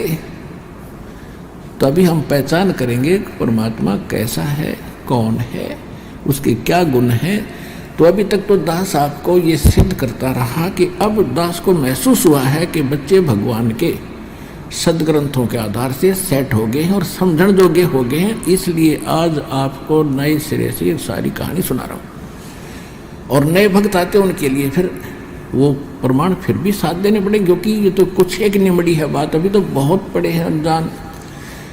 तो ये रह कर आपको ये अमृत वाणी जो दास आज सुना रहा है, ये कलेजे को छूती है कि वो किसके लिए भटक रहे थे। इसे सुंदर लोक ने छोड़ गए, जिसका नाम लेने तक आत्मा गदगद होती है, वहाँ ऐसा सुख है। और वहाँ जाने का सीधा तरीका मिल गया, जहाँ हम डटे रहे और ठीक तो भगवान की भक्ति करे रहे, सीधे सतलोक जाएंगे। और उसको छोड़कर आपके लिए भटक रहा, क्योंकि जिसका बालक दलदल में फंस जाए वो ये जानो कुकर निकाल लेगा। तो तुम उसके बच्चे हो, चाहे हिंदू मुसलमान सिख ईसाई कोई भी है, चाहे कोई जीव है, अब अवसर है उसके पास जाने का, उसके बताए रास्ते से हमें चलना पड़ेगा।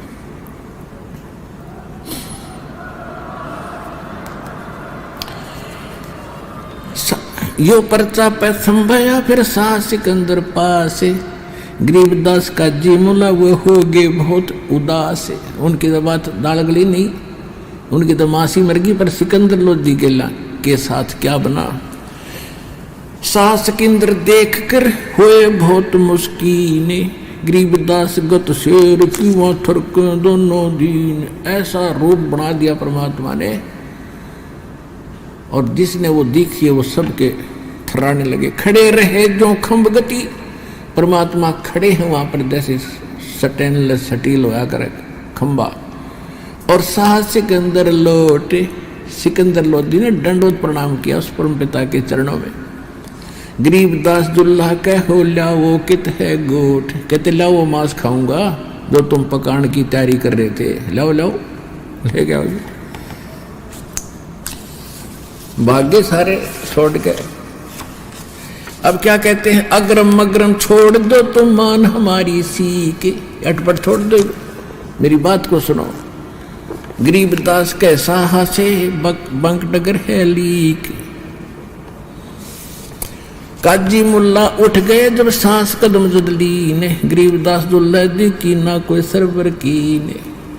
कहते काजी मुल्ला तक खिसक गए जब राजा ने पर उस परम पिता के चरण छू लिए, जिससे दंडित करवाने आए थे वो चरणों में लेट गया, उठ कर भाग गए।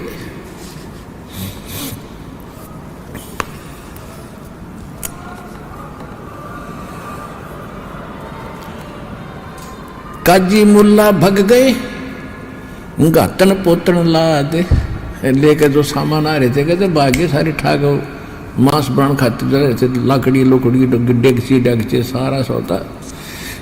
काजी मुल्ला भग गए वो गातन पोतन लाद, गरीबदास गति को लुख वो जुल्ला अगम अगाध, वो जुल्ला तो भगवान था, वो के जाने बालक। चले कबीर स्थान को पालकियों में बैठे, गरीबदास का सीत जी वो काली काजी मुल्ला ऐठे।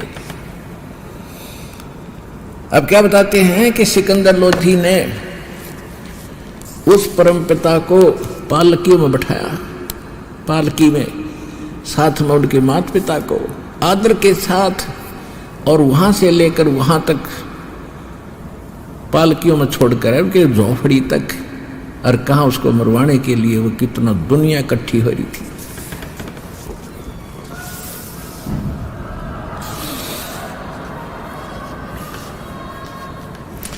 उधर से फिर पंडितों की यही हालत थी, हमारे धर्मगुरुओं की। वो फिर क्या लड़ाई करते हैं भगवान के साथ। कहते पंडित सिमटे पुरी के और काजी करी फिलाद, गरीबदास दो दिन की ये दुल है खोई दाद।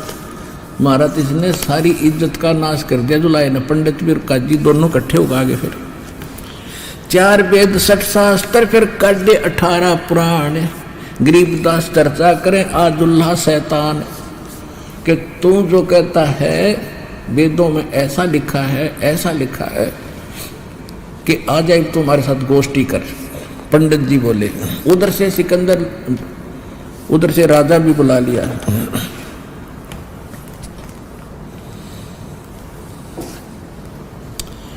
राजा के सामने ये सब कुछ हो रहा था। सिकंदर लोग आता था जब भाई पंगा पाव थे, और परमात्मा भी नोचा हुआ था कि राजा की अकल ठिकाना रहेगी जब भी बात ठीक कहे। तो उन्होंने क्या किया, राजा से सिकंदर लोधी से कहा कि ये कहता है पुराण में ऐसा लिखा है और वेदों में ऐसा लिखा है कि हमारे साथ चर्चा करे। वो स्थान निहित हो गया।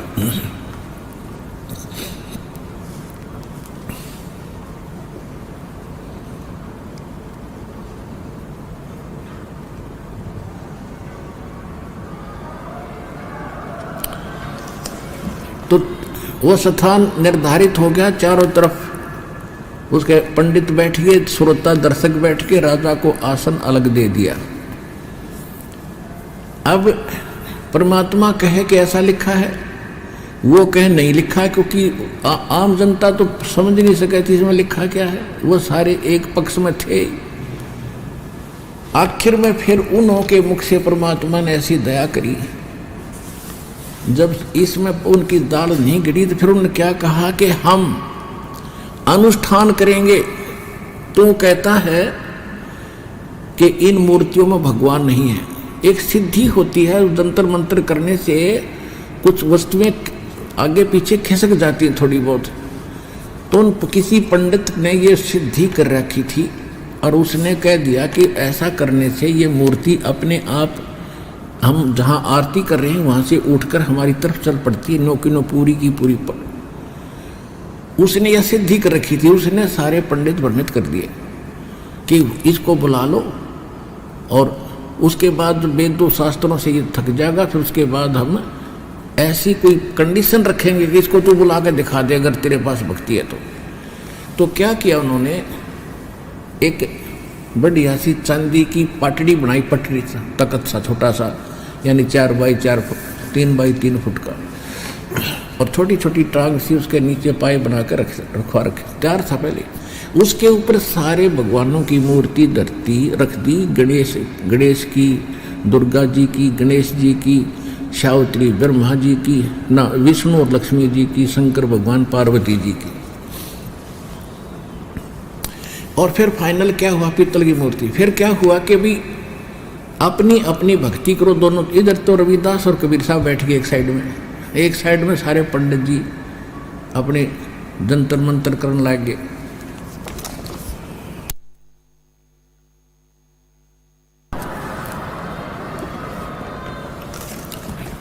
अब लीला देखो पुण्यात्मा, ये सारी की सारी सच्ची है जो दास बताओगा, क्योंकि भगवान ने बता रखी है और गरीबदास जी ने बताई है, भगवान की लीला उनकी जो दृष्टि खोल रखी है। तो क्या हुआ, उन्होंने बीच में, जैसे इधर रविदास और कबीर साहब वो दो साथी रहती से, दोनों गरीबदास चमार जाती से और परमात्मा दुल्हा जाती से वेल नोन थे। वैसे संतों की जात नहीं होती, फिर भी उस समय ये जाति भेद गणा था। और एक साइड में पंडित और बीच में अच्छा लीप पोत के उसका वह चौकी रख दी पटड़ी, उसमें सारे देवी देवता रख दिए 5-4 मूर्ति, और कहा कि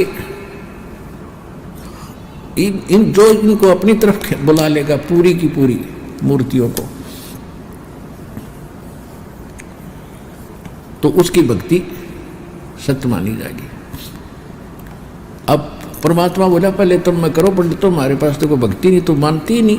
तो राजा भी बोला ठीक है जी, अगर ये आपकी तरफ आ गई तो हम आपको वैसे ही मान लेंगे, इनकी रिजेक्ट भक्ति। बोला ठीक है, पंडित हो गया खुश। वो उसने पहले सिद्धि कुछ करे रखी थी, वो तैयार था ही, हाँ जी ठीक है पहले हम करते हैं।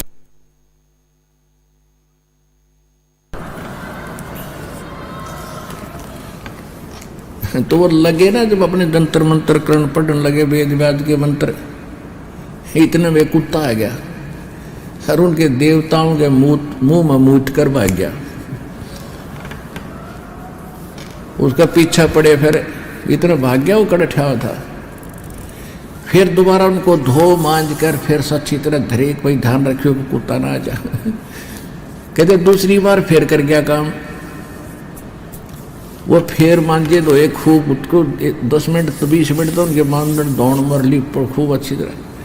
तीसरी बार फिर कर गया काम। आखिर में फिर तो पुलिस खड़ी कर दी, एक सेकंड भगाओ तो लठ मारी उसका, अब वही करो तुम अपना अनुष्ठान। अब उन्हें सिर पटक लिया, वो टस से बस नहीं हुआ। सिकंदर लोधी को पता था, क्योंकि वो सारे लीला देख चुका था। कहा कबीर जी आप करो। परमात्मा बोले भाई हम शूद्र आर्य ब्राह्मण, भगवान तो इन स्वच्छ उच्च जाति वालों के ही बांध रखा है, इन पटा लिखवा रखा है उसका, और इन्हीं को मिलता होगा, हमें कहाँ मिलेगा, हम शूद्र के पास कैसे आएगा। तो सिकंदर लोधी बोला नहीं, आपने कोशिश तो करनी ही पड़ेगी जब मैदान में आए हो। तो परमात्मा ने एक का बार नो कराया था, मंत्र मंत्र तो छोड़ दो, कहते हुए नो की नो चौकी उठ कर उसकी गोदी में आ गई। बोलो सतगुरुदेव की जय हो।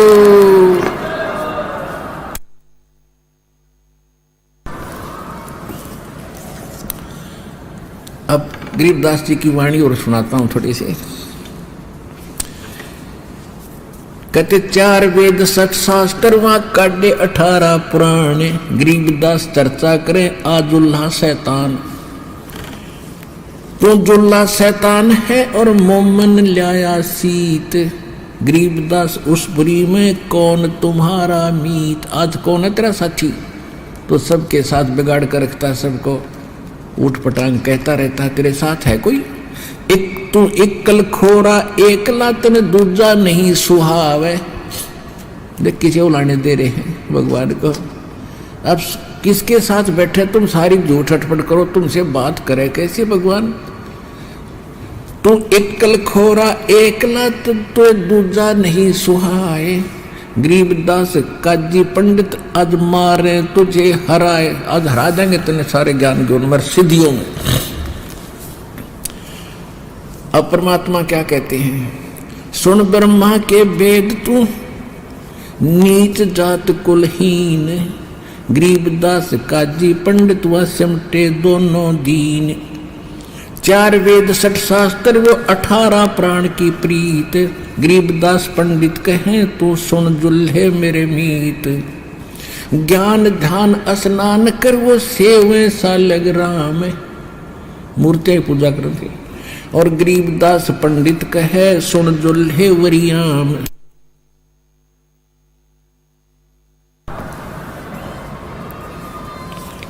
बोले जुल्हा अगम गति सुन पंडित परवीन। परमात्मा गरीबदास जी कह रहे वो भगवान कबीर साहब बोले, बोले जुल्हा अगम गति सुन पंडित परवीन। गरीबदास ये पत्थर पटको इब होना पद में लीन। तुम इन पत्थरों में क्यों मत्था मार रहे हो, या भक्ति श्यालक नाम की पूजा कर रहे हो, तुम भक्ति करो जो हम बताएं, तुम्हारा छुटकारा हो। अनंत कोट ब्रह्मा गए थारे अनंत कोट गए वेद, गरीबदास गति अगम है कोई न जाने वेद। अनंत कोट ये साल्य मर गए और साथ है सेवनहार, ये ना जाने कितनी मूर्ति टूट ली और साथ में तुम पूजनीय मर लिए। गरीबदास अगम पंथ इस जुल्हे को दीदार। उस स्थान का मुझे मालूम है, मैं इस दुल्हा जिसने तुम दानक कह रहे हो, इस दानक के पास हो सारी शक्ति और सारी विधि। तुम इसको स्वीकार क्यों ना करते, तुम क्यों उद्मस्तार रहे हो।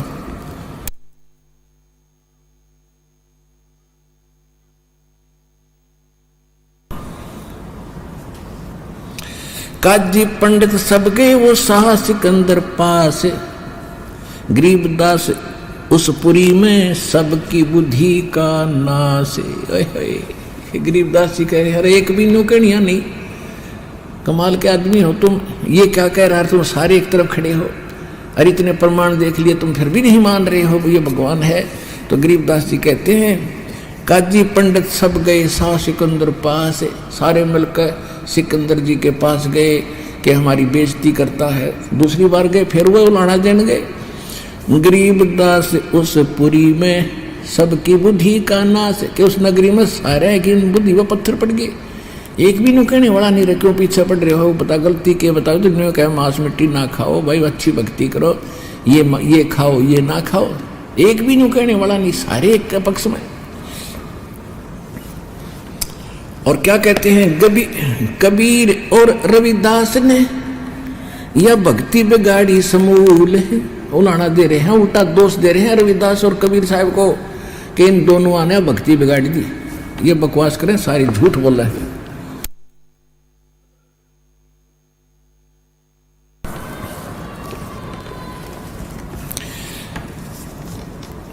कबीर और रविदास ने भक्ति बिगाड़ी समूल, गरीबदास दो नीच हैं, ये करते भक्ति अदुल, के दोनों नीच हैं ये, और भक्ति को के विपरीत बात कर रहे हैं, जो हम साधना करें उसको गलत बता रहे। हिंदू से नहीं राम राम और ना मुसलमान को सलाम, गरीबदास दो दीन बीच ये दोनों बेकाम। अब जो कहे ना तो कहेंगे राम राम करते ना सलाम करते, तो और में बोलना सच्चा है। अरे ये दोनों बेकाम आदमी है, अरे न नाक में दम कर रखा हमारे। सिकंदर लोधी को शिकायत करते समय बोल रहे हैं। उमटी काशी सब गई सठ दर्शन खलील, गरीबदास दोनों नीच हैं इनको मारत ना कोई ढील। एक दंडी सन्यासी ता सिमटे हैं बैराग, गरीबदास तन कन फटा भई सगन सबन से लाग। अब क्या बता रहे हैं गरीबदास जी कि दंडी स्वामी ये लठ ठाए अंडा धरती में नहीं रखते, दंडी स्वामी बोलते, ये पूरे के पूरा ग्रुप और सिमटे हैं बैरागी।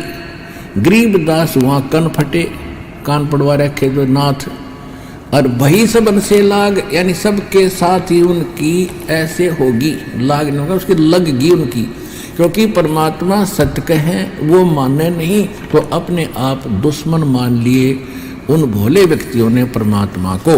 तो गरीबदास जी चित्रार्थ कर रहे हैं कि सबके साथ उनकी लाग होगी, लगगी।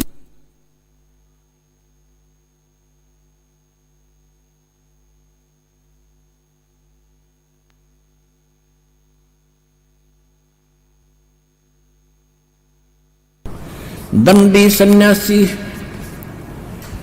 सिमटे हैं बैराग, गरीबदास ताकन फटे वही सबन से लाग। एक उदासी बनखंडी फूल पान फल भोगे, गरीबदास मारन चले सब काशी के लोग। गाल बजावे बम बम मस्तक तिलक संदूर, गरीबदास कोई भंग बखे कोई उड़ावे दूर।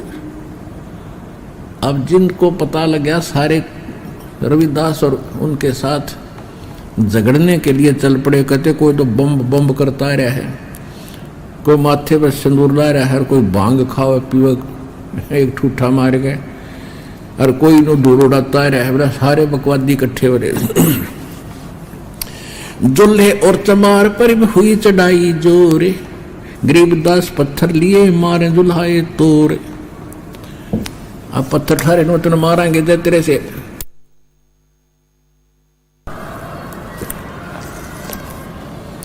अब वो सारे आगे कहने लगे, पत्थर हाथों में ले रहे, जय तू आज हार गया और तेरी विजय नहीं हुई तो तुझे यही मार मार के पत्थर दोनों को मारेंगे।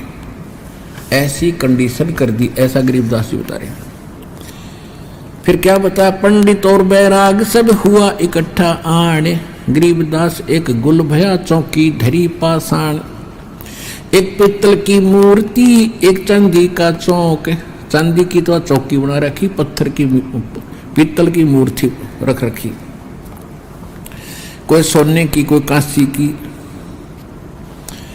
एक पित्तल की मूर्ति एक चांदी का चौक, गरीबदास एक नाम बिना यू सुनना है तेरे लोग। अब वो दो उन्होंने अपने अपने जुगाड़ जोड़ रखे थे, एक चांदी की पाटड़ी बना रखी, उसके ऊपर एक सोने की मूर्ति एक चांदी की मूर्ति तो रखी पीतल की। तो कहते हैं भाई एक परमात्मा की भक्ति के बिना तुम्हें तीन लोग ठिकाना नहीं, इन मूर्तियां से कोई लाभ होने वाला नहीं है। ऐसा भगवान उनको समझा रहे थे जब वो उसमें व्यस्त थे।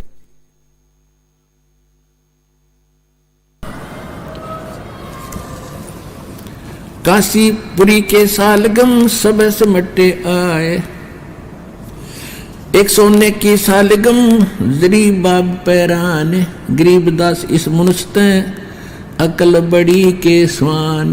कहते परमात्मा कह रहे थे कबीर साहब, गरीबदास जी बता रहे हैं कि कोई सोने की मूर्ति बना रहे हैं उसको पूज रहे, कोई चांदी की, कोई पत्थर की बना रहे हैं।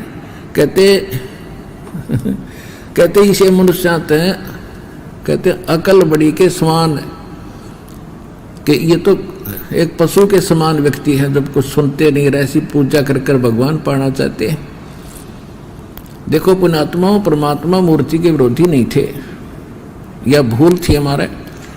अब जैसे एक सेब है और सेब के गुण हमने सुन रखे हैं, बहुत बड़ा स्वादिष्ट है, बड़ा पौष्टिक है, खाने से ये लाभ होता है, तो सभी की इच्छा बनती है। और वह मूर्ति दिखा दी कि ऐसी मूर्ति ये है सेब, जैसे आजकल पत्थर का ऐसा गजब का सेब बना देते हैं, ओरिजिनल फेल कर दे। कई बार ये फल बेचने वाले देखे, उसने वो ऐसे बना रखी होती है, उन्होंने फल रखने की पोर्शन से खाने से बना रखे होते। उसमें एक बार दास सेब लेने गया था, तो सेब शाम के समय तो वो छांटते छांटते जिस उनमें छांट के सब उठाया करते, वो छांटते छांटते भी खराब रह रही थी। तो मैंने कहा भाई तू इनमें से क्यों दे रहा है, ये ऊपर से उतार दे, ये दे दे बढ़िया सेब।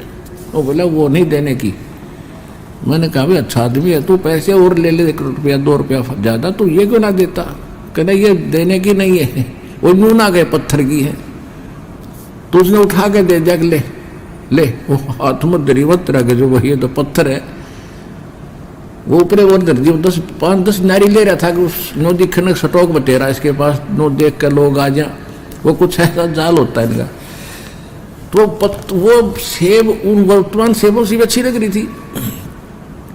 तो परमात्मा ये कहा करते कि तुम चाहे तो सोने की बना लो मूर्ति, और चाहे चांदी या पत्थर की। देखो मूर्ति तो उसका स्वरूप है, वो गुण मूर्ति में नहीं है। जैसे सेब का वो स्वरूप था, पत्थर की बना रखी थी, उस पत्थर में वो गुण वो लाभ नहीं मिल सकता। वो तो सेब खोजो कित पावे, इतनी सी बात कहा करते, वो सुना नहीं करते कि उनकी तो रोजी रोटी थी उनको। अब सुनेंगे हम, भगवान ने बुद्धि दी, ज्ञान दिया, ऐसा जहान दिया, और सब कितना सुंदर वातावरण आज देखना। अभी तक तो इतनी बिजली गिरी नहीं है, मांस मिट्टी शराब की विकारों की वैसे भरमार तो होगी, लेकिन अब छूट जाएगी। मैं देख रहा दास कितने पवित्र आत्मा त्याग दी जो पहले गलतियां करते थे। तो इसी जिस तरह समाज बिगड़ा है ऐसे सुधरे भी गा, टाइम वैसे ही लग जाए, एकदम नहीं बिगड़ा, बिगड़ते बिगड़ते सैकड़ों वर्ष लग गए। 50 वर्ष पहले कोई ऐसा विकार नहीं थे, 50 साल में कितनी बिजली गिर गई हमारे देखते देखते। तो अब 5-4 वर्ष में ये ऐसे वापस समझ भी होगा, क्योंकि भगवान का विधान और ताकत है सब समझ शक्ति में।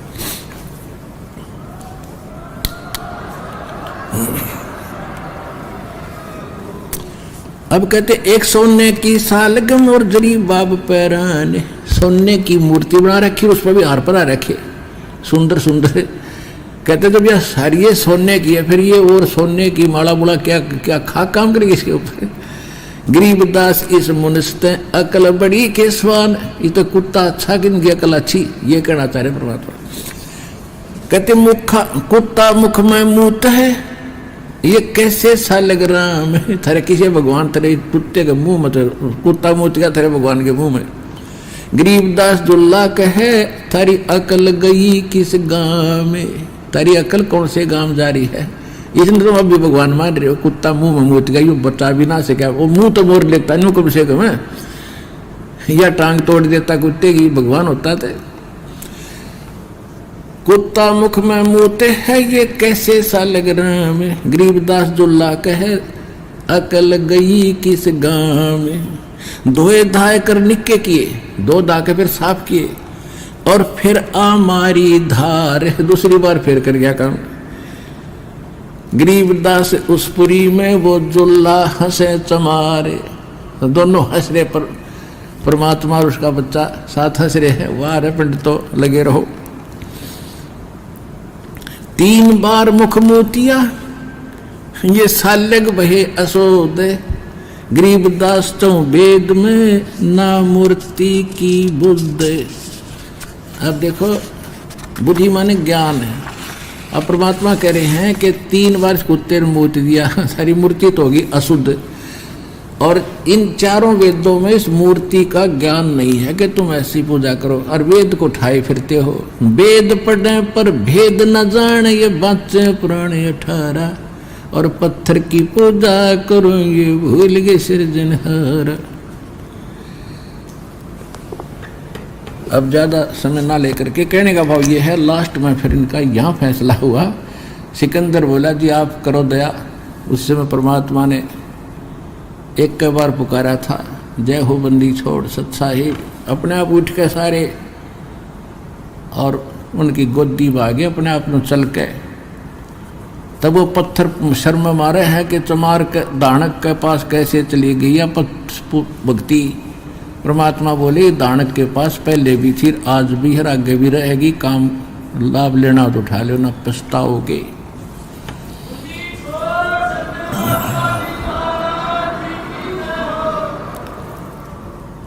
कहते समझा है तो सर दर पाओ, भौर नहीं रे ऐसा दाओ। श्वेत छत्र सिर मुकुट विराज, देखत ना उस चेहरे नु।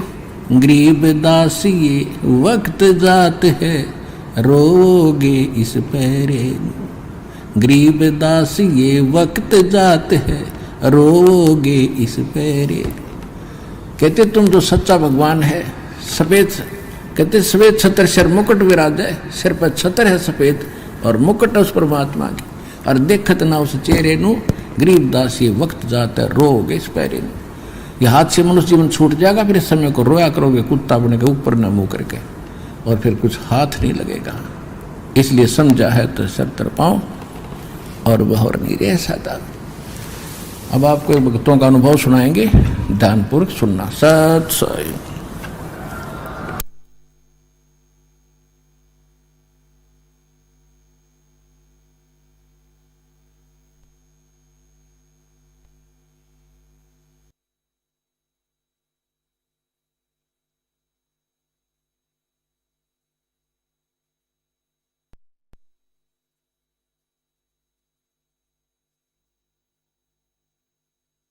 नमस्कार सर।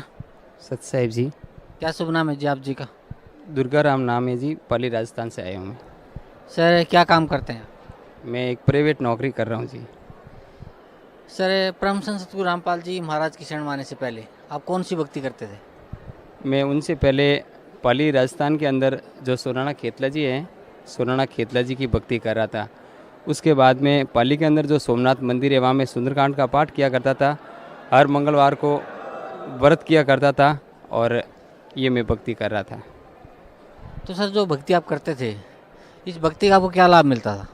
उनसे मुझे कोई लाभ नहीं मिला। फिर उसके बाद में मुझे एक आसाराम जी का शिष्य मिला, तो मैं 2010 में आसाराम जी 1998 में आसाराम जी का शिष्य बना, और 12 साल तक मैंने आसाराम जी की साधना की। आसाराम जी की साधना करने के बाद उन्होंने जो मंत्र जाप मुझे दिए थे, और उस मंत्र जाप का मैं जाप भी कर रहा था, और फिर उन्होंने एक आदेश दिया था कि भाई कम से कम 11 माला रोज़ की होनी चाहिए। तो मैं गुरुदेव जी का तस्वीर ऐसे लगा देता था और सामने बैठ जाया करता था। एक आसन दिया था और वो 120 रुपये लिए थे मेरे से, और एक अंदर हाथ डाला जाता था। फिर ये अंगुली ऐसे रखी जाती थी और ये दोनों अंगुली उस माला के टच नहीं होती थी। फिर ये ऐसे जाप किया करता था। गुरुजी की तस्वीर में ऐसे लगा दिया करता था। तो फिर मैं जाप करते करते मेरे को नींद आ जाती थी, तो वो तस्वीर ऐसे कैसे रह जाती थी। फिर मैं सुबह उठ के वो तस्वीर, गुरुजी का फ़ोटो ऐसे लगा हुआ रहता था आसाराम जी का, तो मैं ऐसे वो फ़ोटो देख लेता था। तो उस समय जिस दिन मैंने वो फ़ोटो देख लिया, उस दिन भाई साहब मेरे कहीं न कहीं मेरे ऊपर मार ऐसी पड़ जाती, मेरे ऊपर जूते पड़ जाते। तो फिर मैंने ऐसा किया कि भाई ऐसा मैं करूँ, इसका क्या फार्मूला करे। भाई उन्होंने ये भी आदेश दिया कि भाई जाप भी करना पड़ेगा। तो फिर वहाँ सेवकों से मैंने पूछा ताशी भी की, तो वो कि भाई ऐसा तो हो ही नहीं सकता है। मैं क्यों भाई मेरे साथ तो ऐसा हो रहा है, तो भाई कि तुम जाने तुम्हारा काम जाने। तो फिर मैंने एक नया फार्मूला मैं खुद ने अपनाया कि भाई ऐसा करूँ कि मैं तस्वीर दो माला जाप कर दूँ और तस्वीर को उल्टा रख दूँ, ताकि मैं सुबह उठूँ मुझे मुंह नहीं दिखे और मेरे को मार नहीं पड़े। तो फिर मैं भाई साहब में ऐसे भक्ति किया करता था। तो संत आसाराम जी ने आपको क्या मंत्र जाप करने के लिए दिया था? मेरे को 5 मंत्र बताए थे। मैं गांधी मैदान जोधपुर में आश्रम गांधी मैदान में मैंने उपदेश लिया था। उन्होंने वहाँ पे 5 मंत्र बताए थे। वो हरिओम, ओम भगवती वासुदेवाय नमः, ओम नमः शिवाय, हरियम, और 100 मंत्र बताया था जो अंदर बाहर का बताया था उन्होंने। और मैंने हरियम मंत्र वहाँ सिलेक्ट किया था ऊपर हाथ करके। उन्होंने बताया था भाई कि जो मंत्र लेना चाहते वो ऊपर हाथ कर लो। तो मैंने ऊपर हाथ किया था कि भाई मैंने हरियम मंत्र ये डिसाइड किया है। तो सर जैसे अभी आप बता रहे थे कि आपने संत आसाराम जी से नाम उपदेश लिया था और आपने हरियम मंत्र उनके द्वारा दिया हुआ आपने मंत्र लिया और आपने उसका जाप किया, और आप उनकी तस्वीर हाथ में रख के 10 माला जाप करते थे, और वैसे ही सो जाते थे, आपको नींद आ जाती थी, और सुबह उठते थे तो तस्वीर आपके हाथ में होती थी, और आप सबसे पहले उठते ही संत आसाराम जी की तस्वीर का आपको दर्शन होते थे। तो आप बता रहे हैं कि आपको जूते पड़ते थे। फिर आपने 2 माला जाप करनी शुरू की और तस्वीर को उल्टा रखना चालू कर दिया। और तो जो तस्वीर आप उल्टी रखते थे और 2 माला जाप करते थे, और जो 10 साल तक आपने साधना की, उसको आपको क्या लाभ मिला? मुझे कोई लाभ नहीं मिला। उस साधना से उल्टा गिरावट में आता रहा, उससे कोई मुझे लाभ नहीं मिला। तो सर परम संत सतगुरु रामपाल जी महाराज की शरण में आप कैसे आए? परम संत बंदीश्वर सदगुरु रामपाल जी महाराज की शरण में परमात्मा की दया हुई, हमारे वहाँ एक भगत जी थे जिसका बैर जी नाम था, उन्होंने मुझे भक्ति सौदागरों का संदेश एक पुस्तक दिया था। उस पुस्तक ने मैंने पढ़ा। उससे पहले मैं व्रत किया करता था, तो उस पुस्तक के अंदर जो मैंने पढ़ा और उसके अंदर जो व्रत का लिखा था परमात्मा ने, तो वो मैंने व्रत करने बंद कर दिए।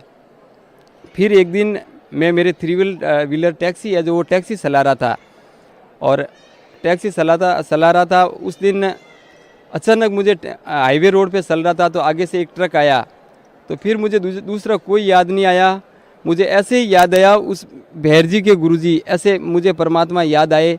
और फिर मैं वो टैक्सी लाके घर पे खड़ा किया और उस भगत जी से कहा, भाई अभी आश्रम चलो, आपके जो गुरुजी है, मैंने उनको याद किया और मेरी आज जान बच गई। तो उन्होंने कहा, भाई अभी नहीं चलेंगे, 2-3 दिन बाद में सत्संग है, सत्संग में चलेंगे। मैं क्यों भाई साहब, भगत जी में सत्संग तक तो मैं नहीं रुक सकता, या तो आप कल तक की मेरी गारंटी ले लो कि भाई मैं यहाँ अगर मर जाऊँ तो फिर आपकी गारंटी रहेगी। तो उनके भगत जी के बाल काटने की दुकान थी और उन्होंने कहा, भाई आज तो गिरा गया, आज मैं नहीं चल सकता। मैं क्यों, कैसे भी हो भी आपको आज चलना पड़ेगा। तो उस भगत जी ने उस दिन ही दुकान बंद की और मैं यहाँ जो दौलतपुर रोड बरवाला आश्रम आकर परमात्मा से नाम उपदेश लिया। से परम संत सतगुरु रामपाल जी महाराज ने जो सत भक्ति आपको दी है, उस भक्ति का आपको क्या लाभ मिला?